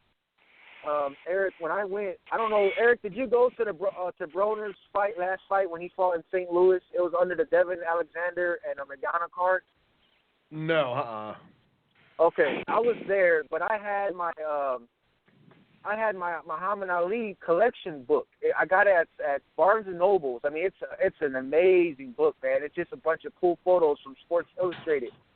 And what's awesome about that book is I was around and I got like at least over 20 autographs of different fighters and Michael Buffer and promoters for that book. So to me, it's just kind of special to me because it's an Ali book, but it's signed by a whole bunch of different guys. And transitioning into last night's fight, the Salido and Vargas, it's like, man, this is why I love boxing. When you watch that fight last night, guys, I don't know if it was just the emotions of the Ali going into that fight, but man, that's the reason why I love boxing after watching that fight. I mean, my jaw was on the ground, man. Joe, if you remember, I said when this fight was originally announced, I was really excited about it because I thought it was going to be fight of the year. But when all the testing stuff came out and the way that was handled, it dulled my enthusiasm, but it exactly turned out the way I thought it was going to. And you know what? I'm not disappointed it was a draw, and I can't wait till these two do this again. I mean, it reminded me. I mean, Orlando Salido reminded me so much of Mickey Ward because they've got similar kind of records, and Mickey would fight just about anybody, and he would give everybody a war. And Salido is the Mexican version of that. Now, I don't know if Francisco Vargas is the Arturo Gatti version of that for Mexico, but he's been in 2 wars now, and it would not surprise me if last night's fight turns out to be the winning candidate for Fight of the Year. I want to see if boxing can top what happened last night. I don't think it can, Robbie. To me personally, that's the best action-packed fight I've witnessed live, like watching. Like I've seen other fights, but they're like older fights, like Castillo and Chico. Okay, that was Joe, crazy. Joe, go back to last year, the the Cotto Canelo pay-per-view. And watch the Vargas Mira fight on the undercard, and then compare it to last night. I did. I saw that fight live too. I don't know if it was because I don't know, something about last night. Like I said, I think with me personally, it was the emotion going in of having the heavy heart of Ali, and then they rang the 10 bells, and then just the heavy heart, and then them guys were giving it 120 every round. I mean, it was just nonstop blows, So that's why I told my wife, she's full-blooded Mexican, and I told her, I said, this is why I love boxing. She said, of course, the Mexicans bring it all the time, but I told her, I said, this is why I love boxing. This fight right here is what captured my heart to love the sport of boxing. Like, nothing else mattered to me. It was just like, wow. And Salido, man, I got nothing. I wish I could meet that guy and just shake his hand one day. He's a warrior. Both of them are warriors, but Salido. You got to hear his story. You got to hear his story. He's got such an interesting story. I remember interviewing him way back when. He was telling me, like, when he was a kid, he was like he was like starving, like he was like boxing just to eat, and he would go into like fights. He wasn't even like nourished and stuff. Yeah, like he had so many losses early. He turned pro when he was 16 years old, man. And he got knocked out. He got knocked out 5 of the first 15 fights he was ever in, and he hasn't been. But he told me the story about that. It's because he was like malnourished. He couldn't he didn't have enough money to eat. You know what I'm saying? He was barely. You know what I'm saying? He was like starving half the time. And then after that, after he experienced 5 knockouts in his first 15 fights, he hasn't been knocked out since. He's been knocked down, but he hasn't been knocked out since. Guys, the way he's going, I know he's got at least 3 or 4 more of these type of fights in him. There's going to be a time when it comes besides the record, and I know I'm jumping the gun here, but in the future, 20 years from now, can he be a Hall of Famer? I don't. Boy, that's a tough one. I know that's reaching a little bit, but man, that's an interesting debate. I don't know. I mean, he's accomplished a lot. Hall of Famer? Yeah. No. Let's say, Aaron, if he has about 3 or 4 more of these fights like this. No, because everybody's going to remember because what was Mickey Ward's final record, Robbie? Well, Mickey Ward didn't wind up in the Hall of Fame either. He goes to the Hall of Fame ceremonies every year, but the only time he actually did anything official was when he put Gotti into the Hall of Fame. I think Joey Gamache's in the Hall of Fame too, if I'm not mistaken. Guys, I believe so. I think so. I want to double check that. I think he's in there. Toro Gotti's in there. Yes. And some people question whether or not those 2 guys should be in there too, but you could argue that maybe Salido's maybe a better fighter than them guys. I don't know. You could argue that from a skill standpoint. Because Salido is now 42, 13, and 4. Yeah. Mickey Ward had like 13 or 14 losses, if I'm not mistaken. Yeah, Mickey Ward ended up at 38 and 13 with 27 knockouts. Yeah. Hey guys, let me ask. I'm sorry, I'm going a little long here today, man. Let me ask you guys though. I know I missed a little bit in the beginning. You probably already. If you touched on this already, it's all good. I'll just go back and listen. But I just want to know, what are your most fondest moments, each of you, of Ali? That I know, Eric, you said when you ordered that pay-per-view. Robbie, you said you actually watched the Fight of the Century live, right? Yeah, closed circuit. Yep. Wow. Closed circuit. How about you, B? What was your first when you first what should I say? When you first got put on to Ali? Your first introduction to Ali. I saw the Holmes fight too. That was my first fight watching of Ali's. But also, I don't know if you heard the story that I told early on when I was working at the Ritz-Carlton back in 1995, and Ali was in Boston receiving an award, and he was staying at the Ritz-Carlton, and he was leaving the hotel and getting into his limo, and I saw him from maybe about 100 yards away getting into that limo, and I was just telling the guys that the whole street, everything just stopped. It was like the Matrix. You know how the Matrix, like when everything just stops? It was like, and like, I don't know, man, like I just felt my whole body was tingling, bro. And when I saw that, I never saw anything like that in my life. Like that confirmed to me that this guy is special. This guy is the greatest. And it was just amazing. I said to myself, if I could go back in time, I probably would have ran up to the limo and tried to touch him or something, man. But it's crazy, man. It's crazy. Eric, Eric, you're close to Louisville. Have you ever visited the Muhammad Ali exhibit out there? I am sad to say I haven't, and I'm very close to Louisville. What are we? We're about 2 hours away. And, I've never been. Never. Well, so I think I'm going to have to go now. Yeah, they're going to have all kinds of special events on Friday. And I heard somebody left me a message in my boxing corner today and said the whole thing is going to be streamed on the web. So, wow. Hey guys, I'm not lying. I'm getting tempted to go down there to Louisville. I mean, I know it's FIFA service. I know I'm about to get off work, but man, I would love just to be a part of that. I still want to go visit that exhibit, but it's just I feel like, man, he was the last. He was boxing, the last of a dying breed. I mean, who else we have left that are still living? We got Sugar Ray Leonard and Hagler and a couple of other guys. But as far as heavyweights, we got George Foreman left. Larry Holmes is still around. I mean, Jake, that's out of that era. Jake LaMotta's still around too, right? Yeah. Jake LaMotta.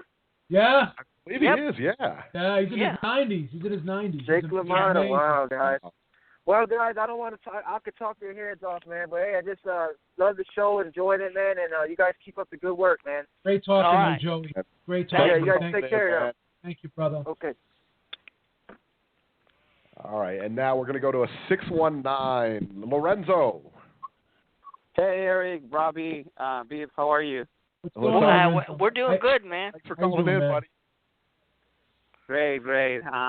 Very good call from Joe. I mean, it's definitely an emotional weekend, right?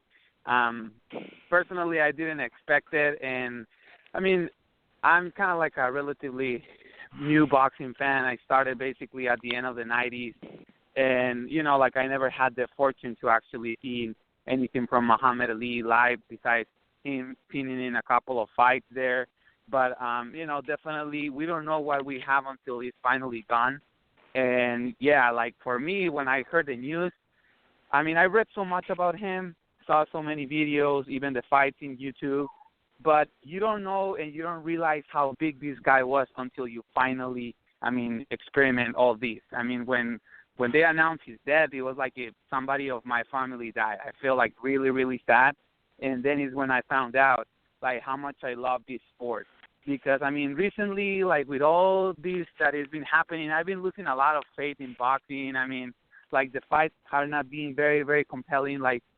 Boxers, they're not there anymore, the quality, and you kind of losing it. But then when you see something like this happening, it's like, oh my God, it was amazing, going to social networks, going to Facebook, and see so many people putting posts of Muhammad Ali. Even my aunt, my mom, picture of him, and you're like, what?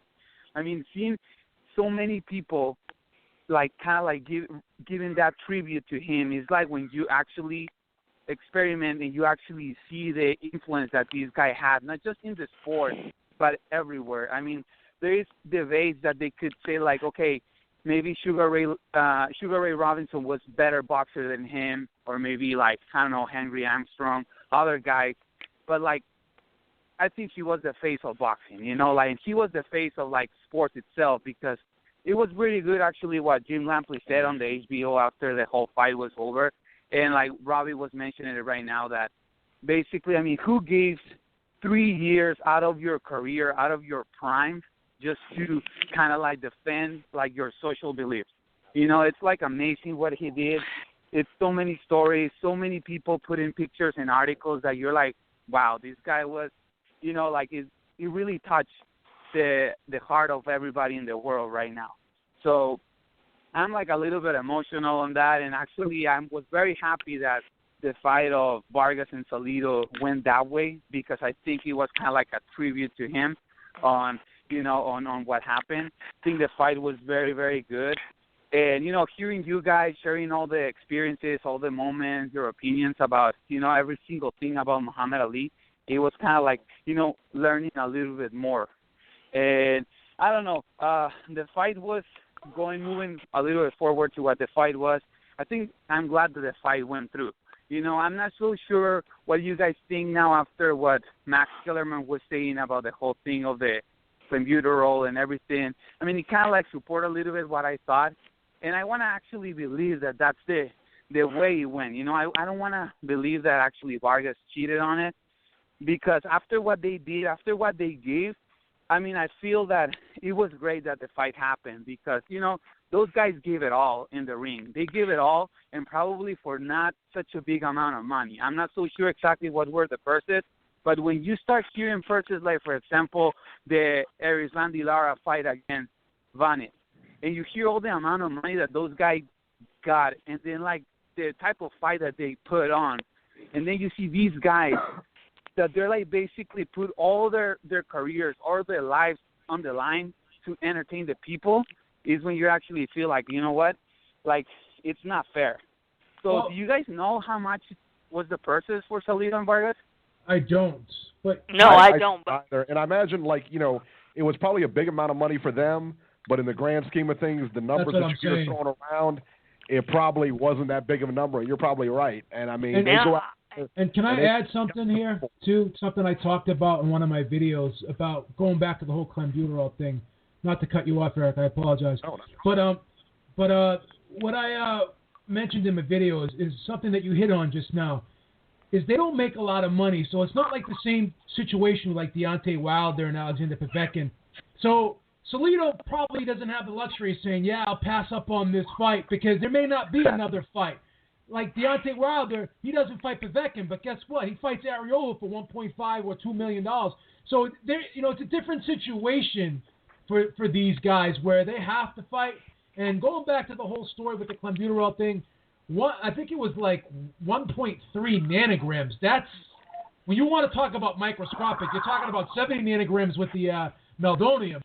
Well, if that's small, then what is 1.3 nanograms? What is that? What does that look like?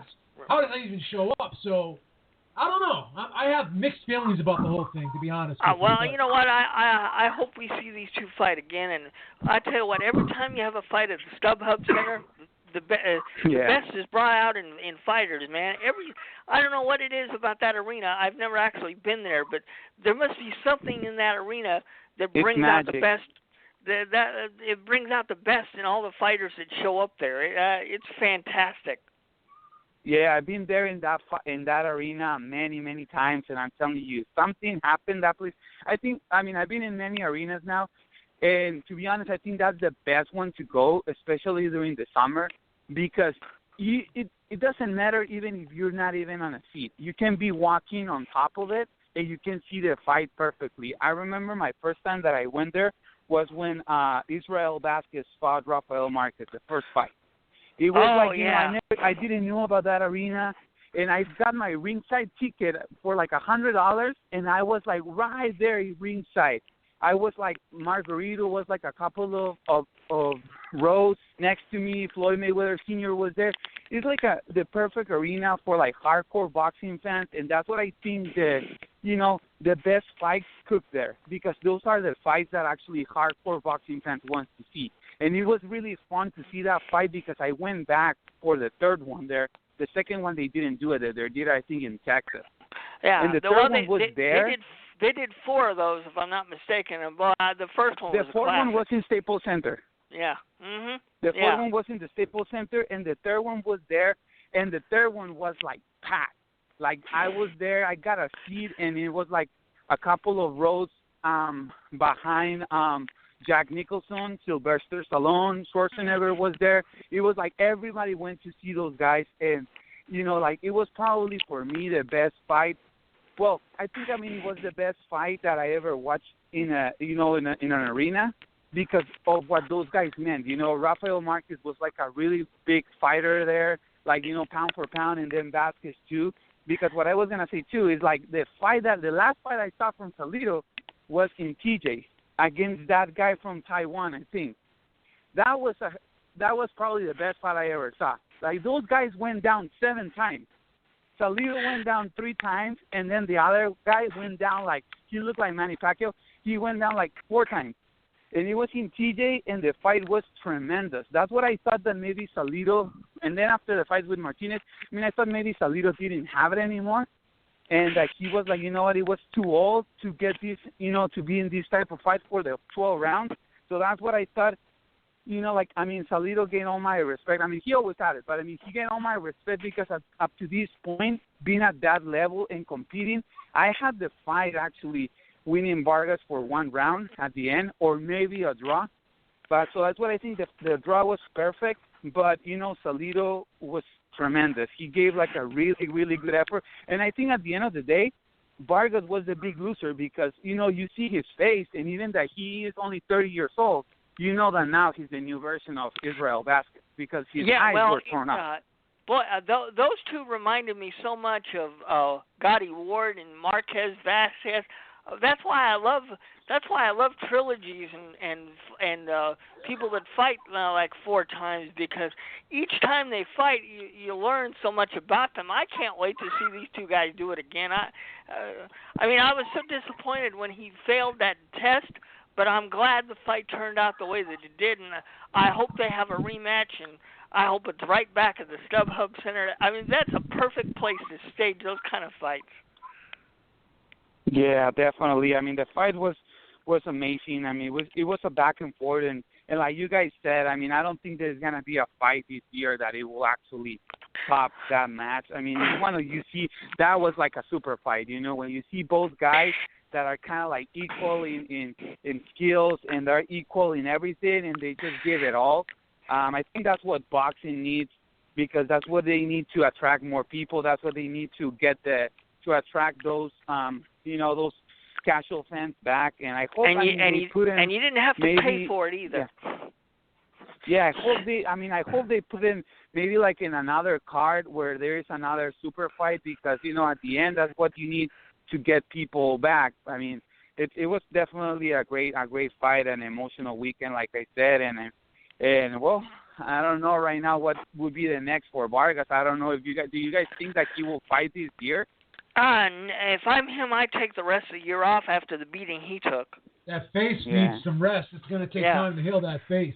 Yeah, he's going to be suspended. He's going to be probably medically suspended for at least 3 to 6 months, I would think. Yeah, he won't be able to train for a good probably. Right. Yeah, just because with those cuts alone, those cuts deep, man. Give me Salido Lomachenko too, baby. Yep. I know that's what I was going to say. I think that's next. I think that's next too, which is kind of crazy to be honest. I got my thoughts on that, but Lomachenko, he's got to fight next week, and he doesn't have a cupcake in front of him, so he's got to get past Martinez first. Yeah, that's right.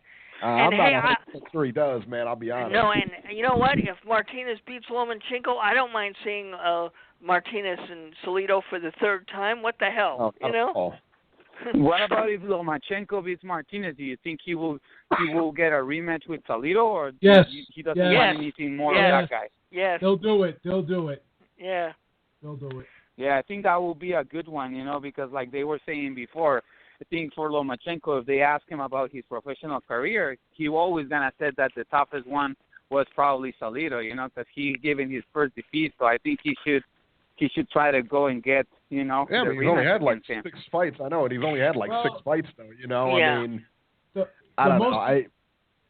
Go ahead and finish, Eric. I was going to say, man, I want to see.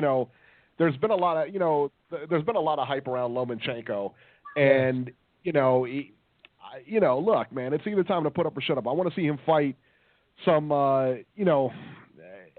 He's expected to go through. What is he? What did you say he was? What kind of favorite? What is it? A 300-1 underdog or whatever? He's like a 3,000. He's a minus 3,000. So that's $3,000 to win one, you got to put 3,000 to make $100 on him. Jesus. Ooh. Against Martinez? Yeah. Yes. No, against Martinez next week. He's a gigantic favorite. Which I think I can't believe it. Because Martinez is not a bum. Martinez is not a bad fighter. Well, and Lomachenko has why don't we throw 100 on Martinez? I think that's a good idea. Rocky's no joke, man. Then we'll get 3,000 if he wins. Between us, I guess. That will be. I know that would be a good bet to put on some money. Well, also like it could be a good fight. Maybe Salido against. what's going on with Nicholas Walters right now? Because I haven't heard anything from him. He wanted to fight. He wanted more money. He doesn't want to fight. He can't make the weight. Even when Lomachenko goes up, he doesn't want to fight him. He doesn't want to fight. And I mean, if you're a guy who doesn't want to fight, then there's nothing you can do. He wants $1 million. He wants $1 million. Bob ain't gonna get it for him.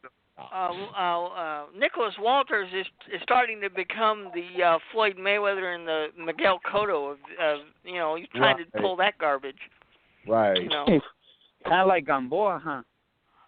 Yeah, kind of, yeah, because Gamboa did that, earlier, and of course, where's Gamboa now? Nowhere.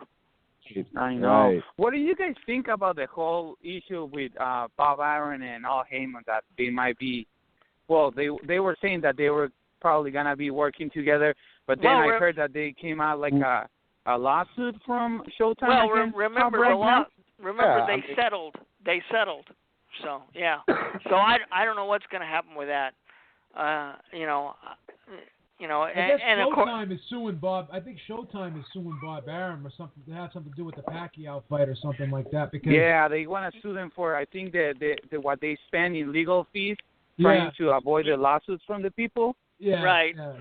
They're trying to recover that from Bob Arum. Yeah. So Bob Arum smart. What's he gonna do? He's gonna partner up with Al Heyman. And take his business over to freaking HBO. Right. Yep. Right. Last thing, guys. What's going on with the whole thing of Povetkin? Because up to this point, I've just heard that the WWE we're actually, just we're going to touch on that. Yeah, we're going to touch on that in the show. Okay. Not in the show, but yeah, we'll definitely get to that. Because that's definitely a hot button issue around here. Yeah. Okay, sure. Perfect. All right, guys. Well, thank you so much for taking my call. Great show as always, and I'll continue listening. All right. All right, brother. All right. Thanks, man. Thank you for calling, buddy. Okay, bye.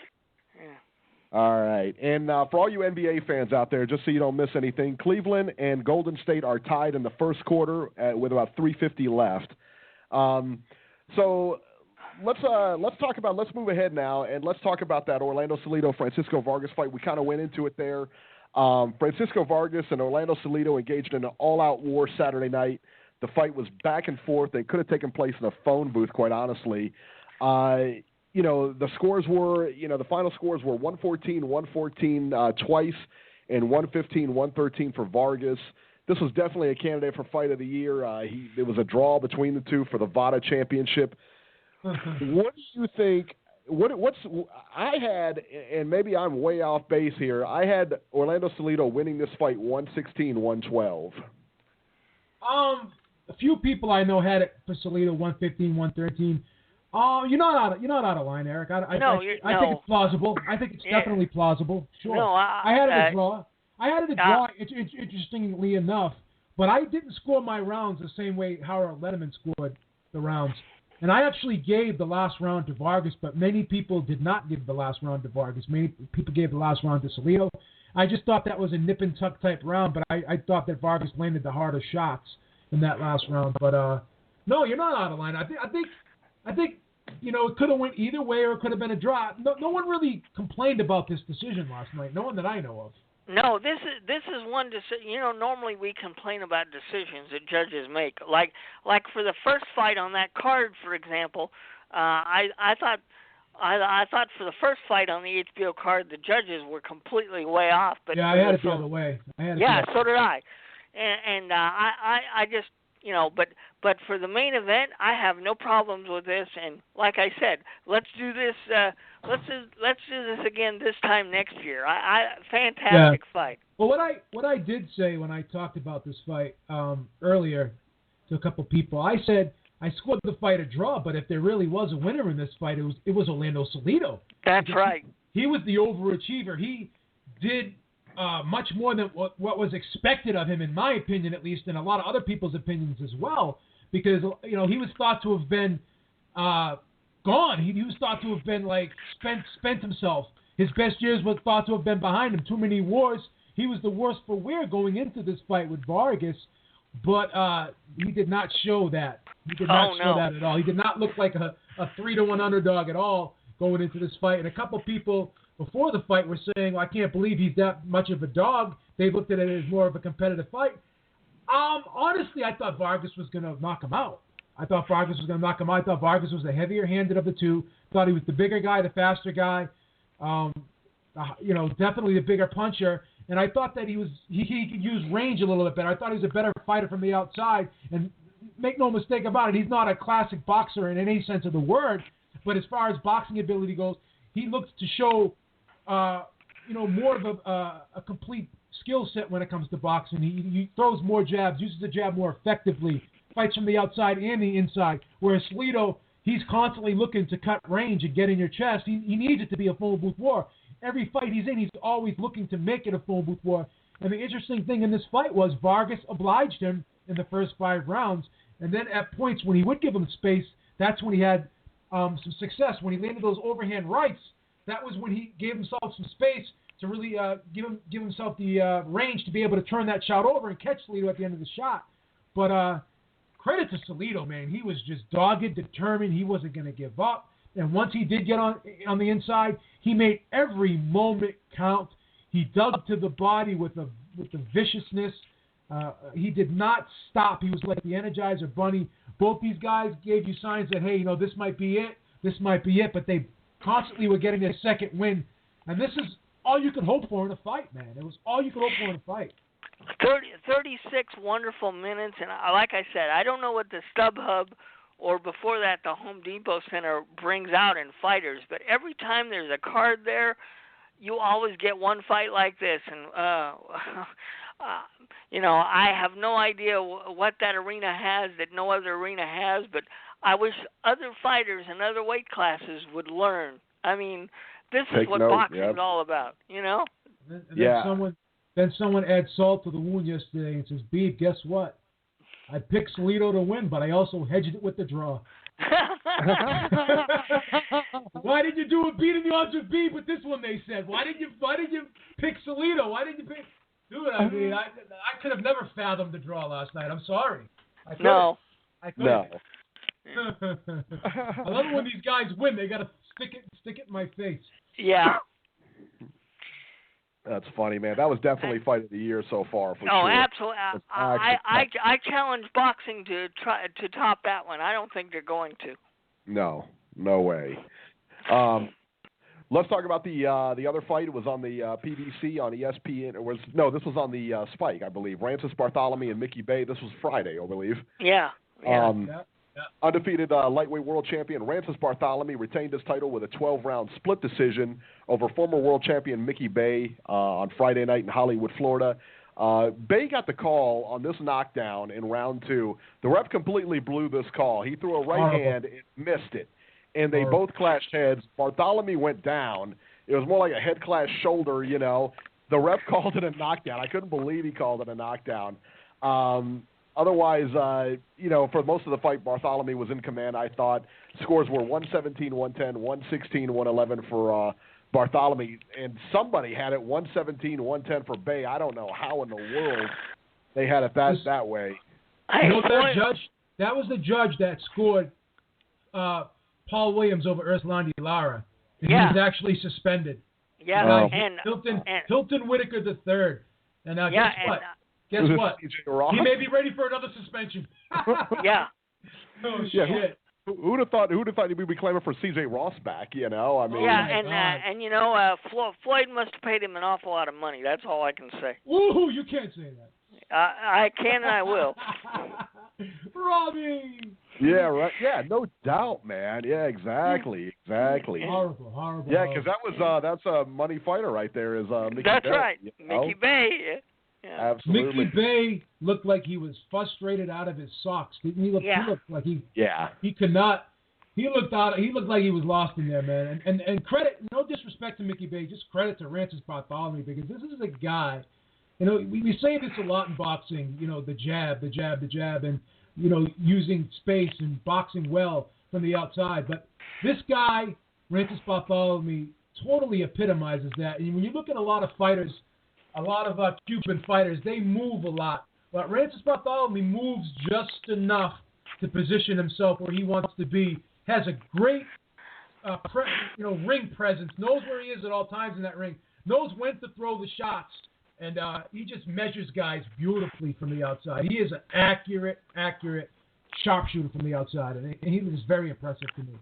He's such a technician. That guy. Technician, yes. I got to bring up something here. I don't know how judges become judges, but you have that judge making that horrible decision on Friday, and then you've got the 3 judges that made the horrible decision on Saturday night in the fight before the Vargas-Salido fight. Well, in fairness, Robbie, I will say this. I thought that fight, I thought it was a close fight, though, the first fight. But, even in a close fight, you do have you have a clear-cut winner. And even though you have a guy by 2 points, like, I gave Adam Lopez, I thought, every ounce of benefit of the doubt that I could have, and I still come up with the scorecard with Hernandez winning. So, it is what it is. I don't know. Anyway. But it was a very competitive fight, though, that first fight, regardless. And it was. You know what I mean? Like it wasn't like Adam Lopez got blown out. You know what I'm saying? So if he got blown out and he got the decision, this was a 10 times worse bad decision in my mind, because absolutely. I thought Bartholomew took Mickey Bay to school. Absolutely.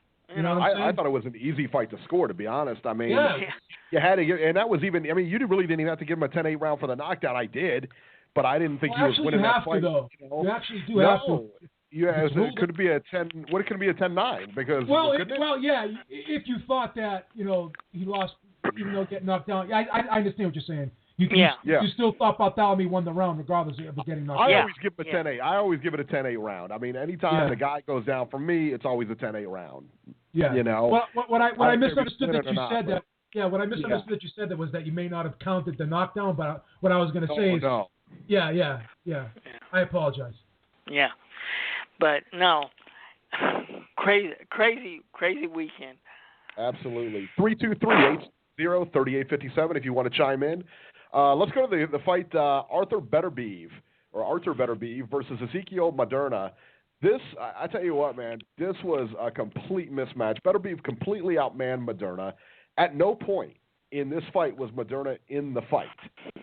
He looked like he didn't be there. He was knocked down a couple of times. The last knockdown in the 4th round, he looked to his corner and seemed to indicate that he wasn't going to get up. It looked like he called the corner to, throw the towel. It was a demolition, man. That being said, Beterbiev needs to step up his competition. Yeah. I think he's ready. I would love to see him fight Stevenson. I don't want to see any more of these type fights, though. Can I say something, though? Tell me if you noticed this, because I was watching the highlights of this fight. Beterbiev, physically, looked very, very impressive. His body, he looked big and he was shredded. I don't know. I think that's the best shape I've ever seen him in. This guy's not playing. This guy looks like he's not playing, man. I want to see Beterbiev against Stevenson because, frankly, I'm tired of Adonis Stevenson being able to cherry pick his opponents. I mean, we haven't seen Adonis Stevenson in a real fight since he got the title. No. Well, they both got out. They're both under Al Heyman, so we'll see what happens. Well, and they both got the same promoter too. Yeah, so that's definitely a doable fight. Yeah. So that should happen, man, for sure.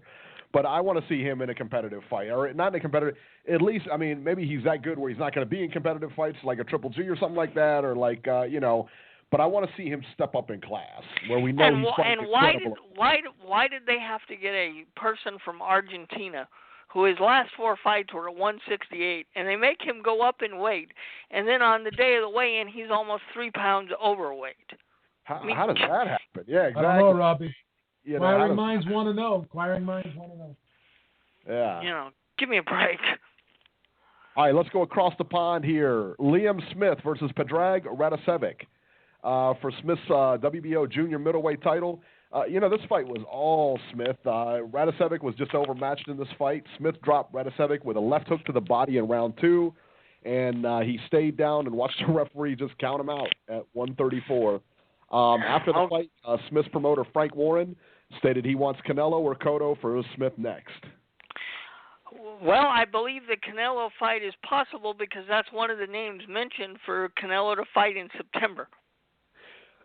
Beeb, what do you think of Liam Smith, and do you think he has a good shot against Canelo or Cotto? I do. and I'll tell you why. I think Liam Smith is a very physically strong fighter. I think he hits hard, and I think he's in great shape. I think he's very durable, too. I think he's got a great chin. I think he's durable. And I think that if he's able to impose his will against Canelo, I think Canelo will have some problems. I mean, obviously Liam Smith is not the sleekest guy in the world. He's not the best technician in the world, if you will. Right. But he's a better technician than given credit for. I mean, he digs to the body. He's got decent hand speed. He puts shots together very well. And, he's a pressure fighter. And if you can't stop him from moving forward, you're going to have problems against this guy. And like I said, he's a big junior middleweight, just as Canelo is. And he's a guy that can really apply pressure. And I haven't seen him take a backward step yet. He hasn't been in there with the greatest guys in the world, but he's been in there with decent guys. And no one's ever been able to push this guy back. And until they do, it's going to be interesting to see how other fighters like Canelo, anyone in this division, stands up to his pressure. I got to see someone try to stop this guy's forward momentum because no one has been able to do it just yet. Do you think Smith takes Cotto first before Canelo? Because Cotto hasn't fought since the Canelo fight. No, I think they'll take Canelo. It's a bigger money fight. Yeah, I totally agree. But I'd love to see somebody once and for all finally get rid of Miguel Cotto. Well, do you think that fight takes place in London? Could be. Could happen. Interesting. Unless Oscar pays enough money for him to come to Vegas or L.A. or wherever. These guys know where it's at, baby. They go to UK. They go to UK, Daddy. They know where it's at. Here we go. They know where it's at. Well, speaking of the UK, I got some news that's going to make me very happy. We usually don't talk about the UFC on the show, but hey, there was a big card last night, and I'll go over the results here. The UFC, Dominic Cruz beat Uriah Faber to retain his title by unanimous decision. And Britain is now taking over the UFC as Michael, the Count Bisping, demolished Luke Rockhold to win the UFC middleweight championship. The UFC. We're taking over the UFC, too. Bisping was a heavy underdog in this fight. With the win, he becomes the first British UFC champion. How about that? Way to go, UK. Way to go. And there you go. And it was also noted that Brock Lesnar, WWE's Brock Lesnar, will make his UFC return at UFC 200. Wow. Actually, the article I read in the LA Times this morning, Eric, said UFC 202 in August. Well, UFC 202 in August is going to feature Conor McGregor, and that's going to be the rematch of Conor McGregor and Nate Diaz. Yeah. So no Mayweather McGregor. I heard that thing is dead in the water, man. Thank God. Yeah. Who would have thought that? Bobby, you were excited about it. Cut it out. Hell no, I wasn't. He's going to wait till McGregor gets past his prime, and then he'll fight him. Yeah, really. Like, hey, he's going to wait till McGregor loses to Diaz again, and then he'll try to make the fight. If he wants somebody past his prime, he can pick on Paulie. How about that? There you go. No doubt. All right, so let's go to the upcoming fights here. June 10th in Las Vegas on CBSSports.net. Jesus Gutierrez versus Damon Brock, 10 rounds, lightweights. And also, too, in London that same day, not going to be televised, but it's in London, Enzo Maccarinelli, Roy Jones conqueror, versus Dmitry Kutcher, 12 rounds for the vacant European cruiserweight title. Yeah, and also the Friday night CBS Sports card, that's the return of JR. So there you go. There it is. And then now, Saturday. The big one on HBO, Roman Martinez versus Vasil Lomachenko, 12 rounds for Martinez's WBO junior lightweight title. Also on that card, Felix Verdejo versus Juan Jose Martinez, they're 10 rounds lightweights. And also, too, Robbie's boy, Zhu Shiming versus Josef Adjai, 10 rounds. That better not be shown on my TV. Oh, what are you talking about? That's your man. And then Showtime's got a card that night too, Eric. Slan Provatnikov versus John Molina Jr., 12 rounds, welterweights. And then Demetrius Andrade versus Willie Nelson, 12. That's going to be a good one. Yes, that is. UFC junior middleweight eliminator. And so there you go. And so let me see here. See if there's anything else. No, nothing really. Joel Diaz is going to fight in California against TBA, not going to be shown. Dennis Shapikov is also going to be on that undercard, but I don't see a TV listing for it. So. I don't see it. I don't know opponents for those. All right, so let's talk about this fight, man, and this Rocky Martinez Vasily Lomachenko fight. Why is Martinez such a heavy underdog in this? This is the guy that beat Salido. He took him to a draw. He beat him. He took him to a draw. Salido beat Lomachenko. Now, I know that the triangle theory doesn't really work in boxing. Why is he such a heavy underdog? Well, Guy who's largely not been fighting people since Gary Russell.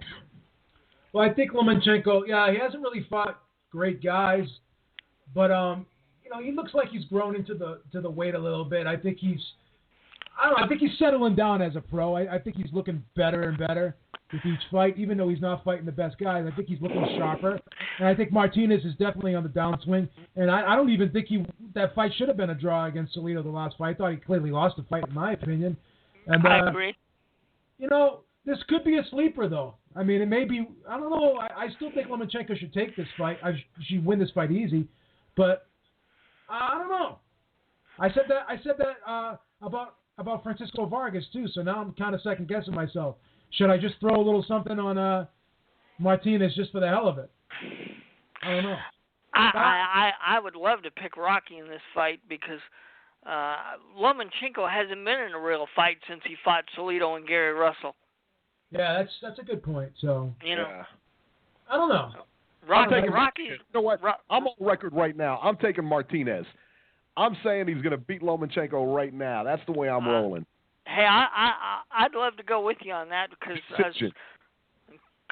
Salido is. I mean, Lomachenko. I'm sorry. Hasn't really fought anybody. I mean, when is this guy going to be put to a test? And I hope it's Saturday night. So, Eric, I think I'm going to join you in this and go with Rocky Martinez. Let's go for the upset. That's it. We're going for it. Gary Russell was sick when he fought him. He wasn't himself when he fought him. Who else has he been in there with? He's been in there with Salido. Salido cleaned him. He's fought. No, I'm telling you, he's overrated.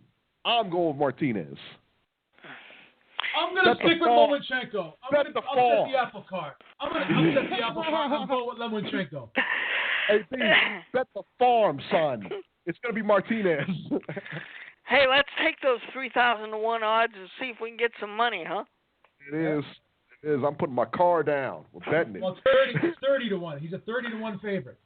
Wow. Favorite. That's ridiculous. Yeah. I can't believe that. I can't believe that. Watch him go over there and just get annihilated in one round. Yeah, probably. Yeah. That's usually how it goes. Man, when he's that, usually when you got a fight that big, that lopsided, somebody knows something. That's what I'm saying. On paper, I mean, am I wrong here? What am I missing here? On paper, this is not a mismatch. When this came out, I thought it was a good fight. Hell, Rocky Martinez has been in some good. I mean, twice last year, he went 24 rounds with Orlando Salido, and he won the first one and got a draw in the second one. And he should have, and he should have won the second one, but got a draw. Hell, I don't know what. I don't know how in the hell these odds makers can make somebody such a large favorite. Look at Demetrius Andrade over Willie Nelson. He's a minus 1,000 right now. Can you imagine that? No. Wow. Willie, wow. Yeah. He's now Lomachenko's a minus 3,600 now. Wow, it went up. Insane. It went up. It's just insane. Wow. Give some respect to Puerto Rico, folks. I mean, they don't. This is in Puerto Rico. This is the Puerto Rican, weekend. Martinez. I mean, come on, man. I mean, somebody's got to know something. Somebody's got to know something. I refuse to believe. Rocky Martinez is a plus 1,800. So you put 100 on him, you get an $1,800 return. Damn, I'm almost tempted to go place that bet. Wow, that's insane. Man. Now, what about what do you guys think of the Provodnikov and John Molina Jr.? Yeah, that has potential to rank up there with what we saw last night if it's fought properly. That I have a feeling that's going to be a good fight. I'm going to pick Provodnikov, but hell, Molina is another one that always gets himself in wars. So you want a war? You're going to see that next week, I think. Yeah, that should be a good one too. Yeah. I think so. So, yeah, man. So those are the fights next week. And, of course, the week after that, the big one, the fight of the year, the one that everybody's looking forward to, Rashid Warren getting his title back, the title that he never rightfully, was rightfully his. He is the uncrowned champion, and he will finally get his chance to, at redemption, basically, because he was robbed. He gets a chance to face his robber in the ring, and he's going to kill that guy. It's going to be brutal, son. And I can't believe that fight's going to be on NBC prime time. Why wouldn't it be? That's the fight. Of course, I'm surprised it's not on pay-per-view. I'm surprised it's not on pay-per-view. I'll say that right now. All right, let's move along to the news and rumors. Of course, the big news, and we've already went over it. Muhammad Ali dies at the age of 74. Just to touch on this, and we'll just touch on this briefly. And if you want to call in, 323-870-3857. Ali died at 74. What is how is he going to be remembered? I mean, where does he rank in the history of heavyweights? And as far as his boxing career went, obviously we know the man, and he's the greatest. He's self-proclaimed the greatest and everything. Where does he rank in the history? Does he rank top 5 in best heavyweights ever? Well, as far as I'm concerned, of course I'm biased. I think he's the greatest heavyweight to ever fight. Like I said previously, other heavyweights had longer title reigns and more title defenses, and they had more wins. But I think he's the greatest heavyweight of all time, up there with Joe Louis and Rocky Marciano and several other people. I don't know how the two of you see it, but that's the way I see it. Joe, what do you think? Top 5? Definitely, argument can be made top 5 or even number 1, and I'm sure a lot of people will have him number 1. Yeah. So if someone was to come up to me and say, "Yeah, I think Muhammad Ali is the best heavyweight of all time," I wouldn't blink an eye. I would say, "Okay, all right, no problem." No problem. I would say top 5. I would say top 5 as well. I don't know if he's the best. I would say top 3. I would say top 3. Yeah, maybe. I mean, Eric, if you don't have Muhammad Ali number 1, who would be the number 1 heavyweight of all time? I don't know. I go back and forth on it. I mean, like I said, I didn't see Muhammad Ali as far as, like I said, I saw him with Larry Holmes. Larry Holmes might have been one of the best I've ever seen. Oh, well, he had a hell of a title reign, 20 successful title defenses. Right. He's undefeated for 7 years. And he Vladimir, might have been the best one, man. And Vladimir Klitschko, he tried to break that record, but Tyson Fury stopped that. After 18 successful title defenses. So what did you expect? He was going against Tyson Fury, one of the awesome heavyweights. Yeah, what about that? I mean, he's not going to last with Tyson Fury. I mean, come on. Hello. So I told you that. So he's got Beeb's Lennox Lewis, Tyson Fury, and then Muhammad Ali. Can I say something honestly, though? All right. When you want to compare eras, it's so hard to do. You have these fantasy matchups, but Ali was 6'3". His highest weight, I think, was 225. That's the highest he's ever weighed for a fight. Yeah. His best weight was around 217. And you just got to look at evolution. And you look at these guys who are 6'6", 6'7", and they're 250 pounds, and you have to say to yourself, we've developed, we've grown, and sports is different now. So you could say maybe it would be different if Ali fought today. You can have these arguments back and forth all day, but at the end of the day, you have to look at the eras, and you have to look at the matchups that these guys fought. And he was probably, arguably, had the most competitive era. Him and probably you could say arguably Holyfield was number 2 in terms of competitive eras. Oh, yeah. You know what I'm saying? So the division was at its best when Ali was fighting in it, because you had so many good heavyweights back then. Yeah. So you have to take things like that into consideration. So it's just so hard to debate these things, and you want to go back and forth. But based off accomplishments and based off of competition and just based off of the era itself, as I said, a strong argument can be made for him. Yes. Yep. Very good, very good. So now let's move on to our next topic here. Professionals are now being allowed in the Olympic boxing. Oh, no. IFA has decided to allow professionals in the sport of boxing. What do you make of this? I think it completely destroys the amateur program. There's going to be no more amateurs. It's all going to be totally professionals now. And I don't want to see it. I mean, how do you think we developed a Muhammad Ali? How do you think we developed a Sugar Ray Leonard? We developed them through the amateur program. How is an amateur going to develop into a fighter now if he's got to go to the Olympics and fight a Vasily Lomachenko or a Guillermo Ringendiao or Anders Laurie-Lore or somebody like that? I mean, this is a stupid move. Period. Tell us how you really feel, Robbie. Yeah, right. So I agree, though. I do agree, Robbie. I mean, this is just one sport that it's not like basketball. It's not like the other sports. I mean, leave it the way it is. You know what I mean? It's like this. Go ahead. I'm sorry. No, I was just gonna say it's like a professional boxer is just so much different than an amateur boxer. These guys are used to fighting 12 rounds, and then they're only going to have to fight 3 rounds. I mean, come on. I mean, it's like, oh, my God. It's just... I mean, hell, it's going to be like a sparring session. The skill gap is it's just too great. The skill gap is just too great here. And it's not like you're playing for points here. Well, actually, you are playing for points because the way the scoring system works. I don't know. I think they changed that scoring system, if I'm not mistaken. But this isn't about just winning the fight or winning a game like you would in another sport. This is about hurting your opponent. And remember, you don't play boxing. You know what I'm saying? You don't play boxing. And keep one thing in mind: with this decision, they've eliminated the headgear.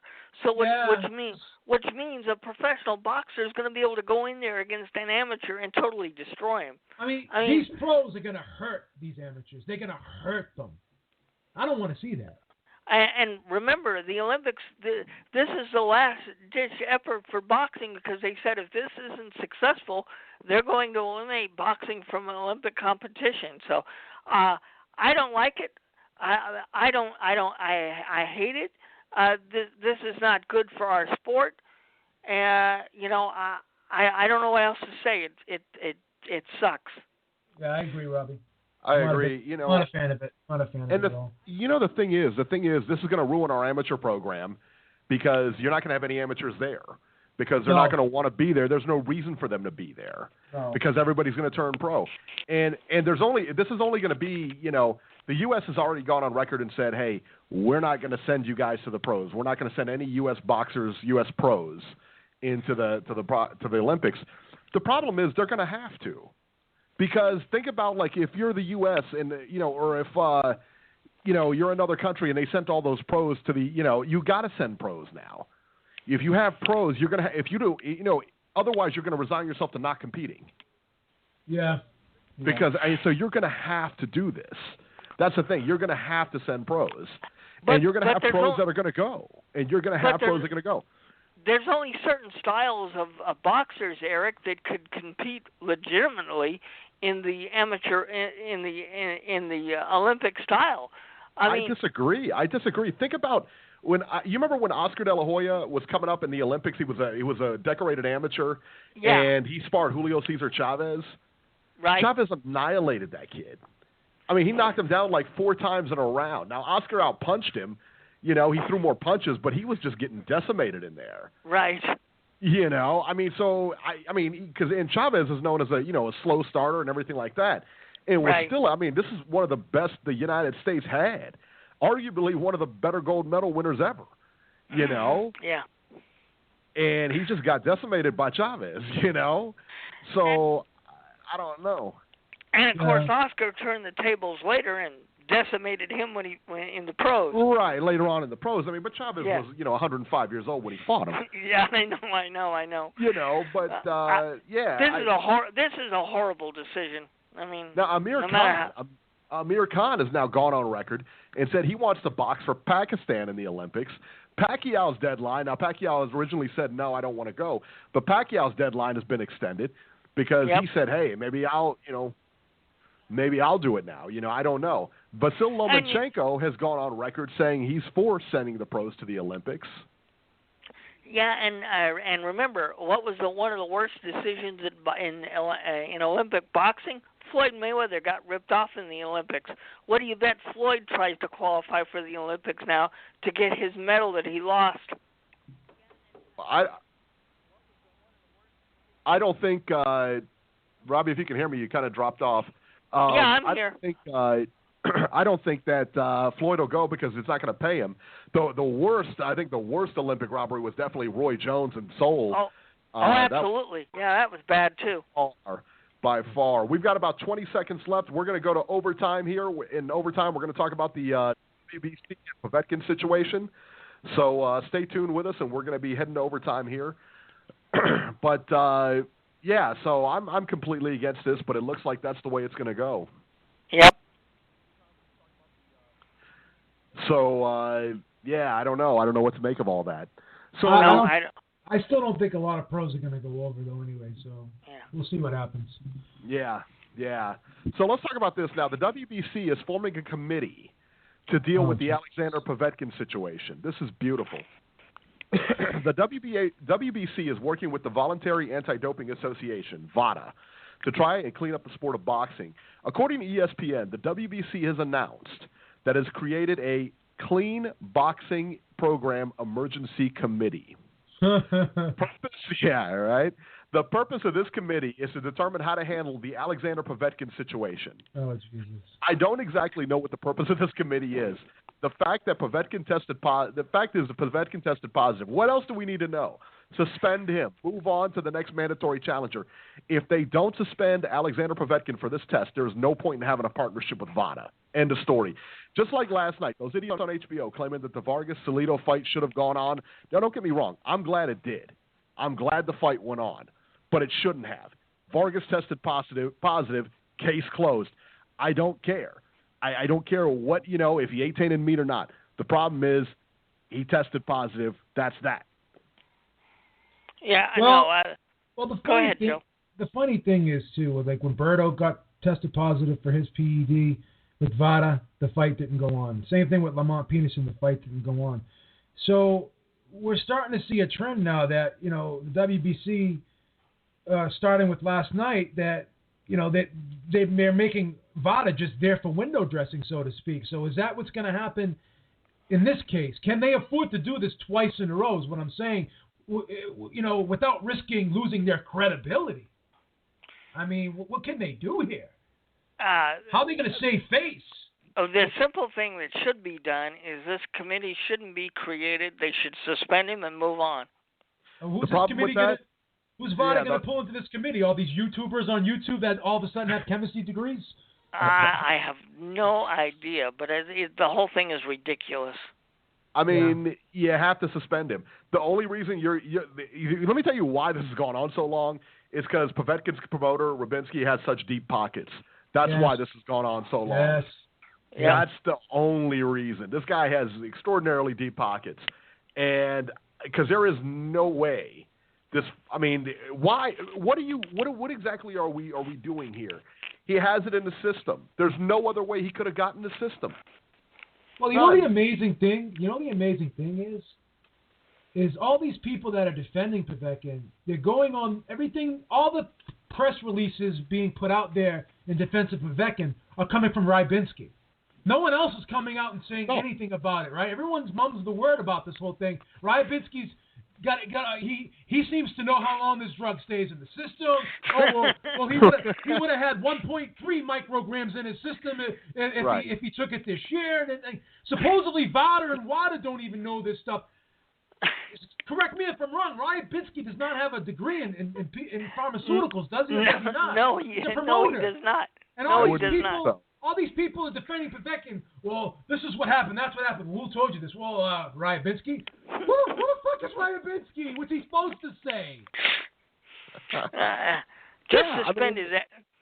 Just suspend him, right? I mean, there's nothing else left to say. I mean, why put a committee for what? What are you putting a committee together for? Listen, if it was good enough to suspend the fight, that's it. What do we need to know? I don't know. And so much so, he's granted a voluntary defense. Voluntary defense. This is starting to remind me of the whole FIFA situation in soccer. It's starting to head down that kind of road. Yeah. mean, jeez.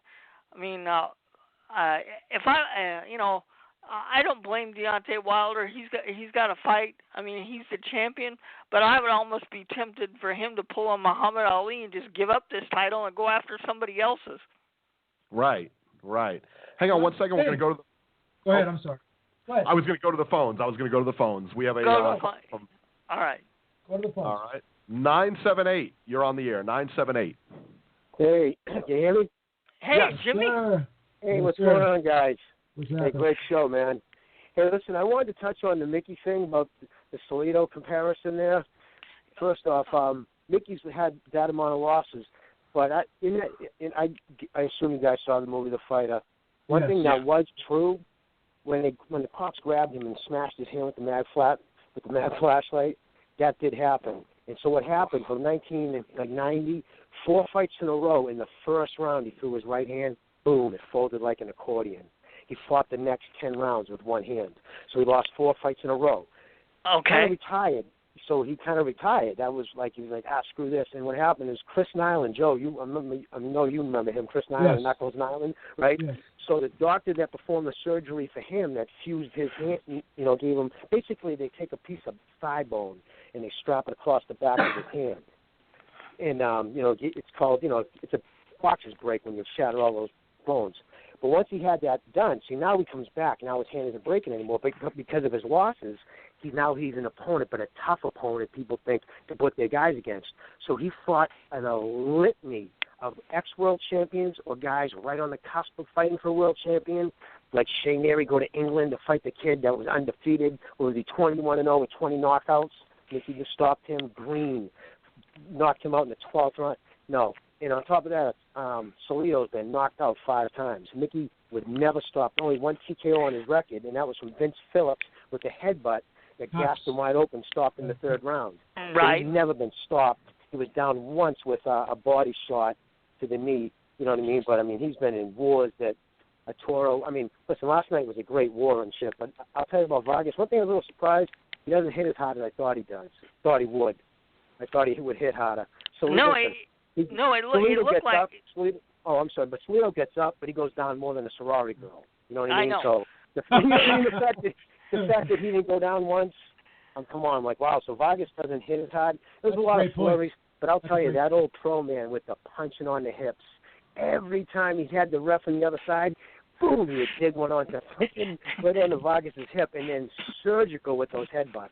Surgical. Oh, yeah. Duck under a shot, like backing into the ropes, duck under the shot, and shoot yourself up. Boom, right into the face. No, he was, that's just grizzly veteran. I have nothing but respect for him because he learned on the job. He got knocked out instead of, just taking a paycheck. He kept fighting and fighting. But where Mickey was actually touted early on, he fought, like I said, on the Sugar Ray Leonard and Hagler undercard because Mickey was a great athlete, wrestling in high school and just always a good boxer. But that's just also tough. But Salido was a different kind of a gritty guy. But, it was a great fight. It was an unbelievable fight. And listen, real quick to on Muhammad Ali, I just wanted to say, too, on that, because I'm a little older than you guys. I think Joe and I are close age. Yes, boxing was so big in where I'm from, my family. It was always present. And I'll tell you right now, time heals all wounds, and you know what I mean? They say when after you die, everybody remembers more things more fondly. There was a time in this country you couldn't say Muhammad Ali's name without people attacking you, because when he did, and I'm not passing judgment on him, I wouldn't have fucking won either. But listen, when he did bail on that, man, the country turned on him. I'll tell you, he was kicked out of boxing, and he also apologized for this later on in life. He was Louis Farrakhan, you know what I mean? The Muhammad. He was his whipping boy. He did everything he said for 4 years. And Louis Farrakhan, they wanted to take over a part of the United States violently and make it an Islamic country. So he was a part of all that, and he apologized later in life. But my point being, he's human. And so biologically, it's going to happen. We're flawed. But it's not, you don't get judged on one section of your life. It's the totality of everything you've done. But in the end of the day, you know what I'm saying? So it's everything he did, I think, what makes him a great person, because he was flawed and he did some shit. Because what he did to fucking Frazier was disgusting. I'm old enough to remember that. I'll tell you, because Frazier's a tough kid from Philly. Nobody ever talked shit to Frazier, and he wasn't a very cerebral guy, so he wasn't quick, on the lip. So there he was in public at every chance Muhammad Ali got. He embarrassed him. And Frazier, again, because he was the type of dude, if he was in public, would smack you. Never had anybody talk shit to him. So humiliated him. It was to the point where, like, the announce how it goes so would say, okay, that's enough. You know what I mean? It's like, give it a rest. It was just, so he went through ups and downs, but overall a great guy in the face of boxing. And I think top 3, like Joe said, top 3 heavyweight of all time. But sorry for rambling on there, but it just, I wanted to settle out about Mickey. Lemachenko, 2 guys, bad bet. Lemachenko's going to walk right through Martinez. That's not a fight. There's a reason why that's parted out like that. Yeah. The oddsmakers know something. Yeah. Let me ask you, Jimmy. I mean, is that what you think it is? I mean, do you think they know something there? Or there's something going on there? Because on paper, like I said, man, that's not a gimme fight for him. That's not a certainly not a 36-1 fight. You know. The house wins the majority of the time, and when they do something that big, there's a reason. And these guys know boxing. And listen, Lomachenko, it's easy to hate the kid. Of course it is, right? But it's the same token. He's talented. He's very, very talented. Absolutely, And he doesn't waste movement. I mean, he just was schooled right. You know what I mean? And Martinez, and I mean Salido. I mean, nothing but props to him. But like the caller earlier said, maybe 3 or 4 more of those fights. He doesn't have 3 or 4 more of those fights left in him. Not at 35. You know what I mean?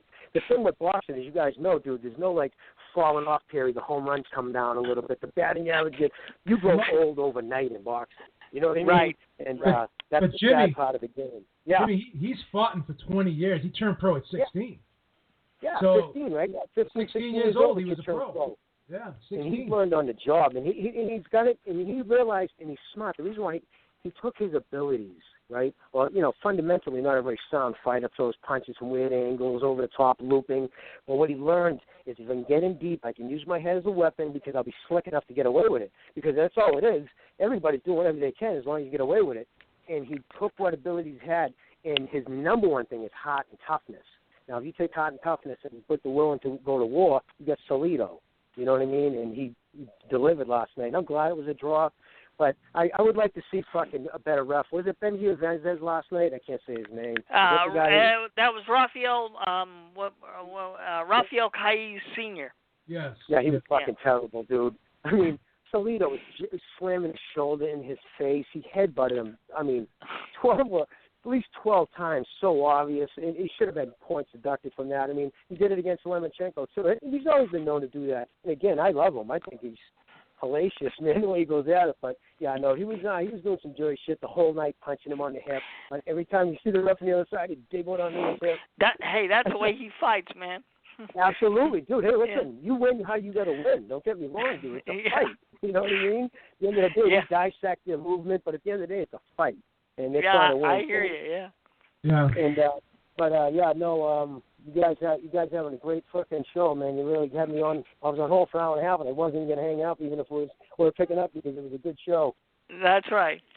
Well, hey, we always appreciate your phone calls, man. Absolutely, Thanks, man. I appreciate it, guys. Hey, you guys have a great week, all right? All right, Jimmy. All right. Thank you, brother. Thank you.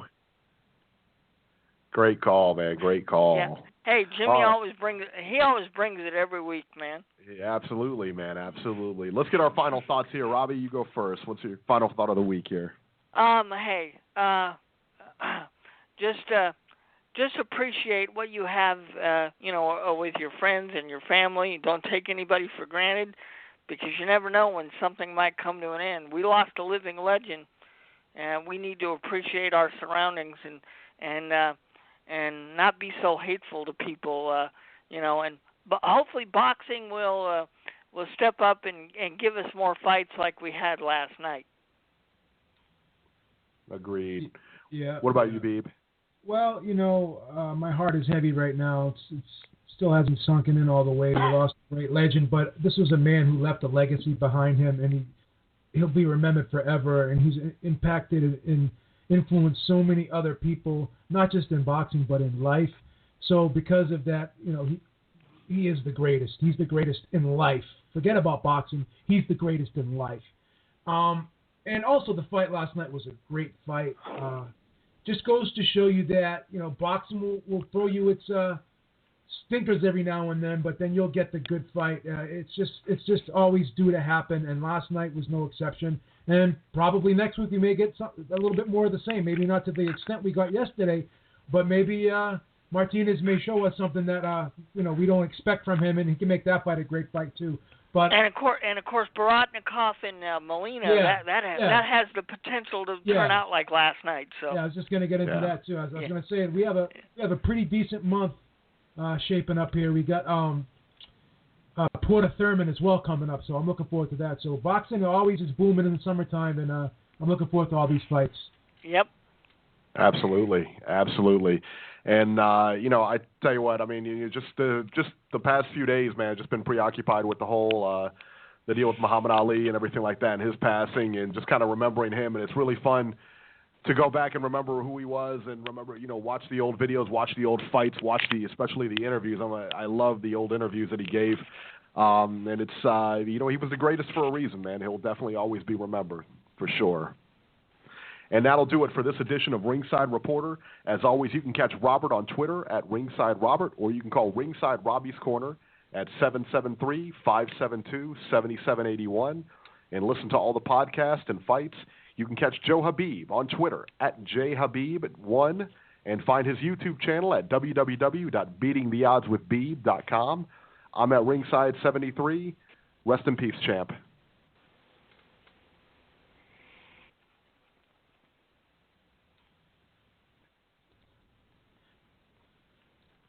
Fuel your summer fun at GNC. Now, top performance products, buy one, get one half off. Fuel your training, fuel your recovery, fuel your wallet. At GNC, it's buy one, get one half off. Store-wide mix and match. Sale ends June 27th. GNC. Tired at work today? You need a 5-hour energy shot. Didn't sleep too well last night? You need a 5-hour energy shot. Energy for work, energy for fun, even some energy for the gym. If you're tired from too much lunch, try something that packs a punch. A great tasting 5-hour energy shot. You'll feel alert, energized, and ready to go. Now's the time for 5-hour energy. For more information, go to 5hourenergy.com.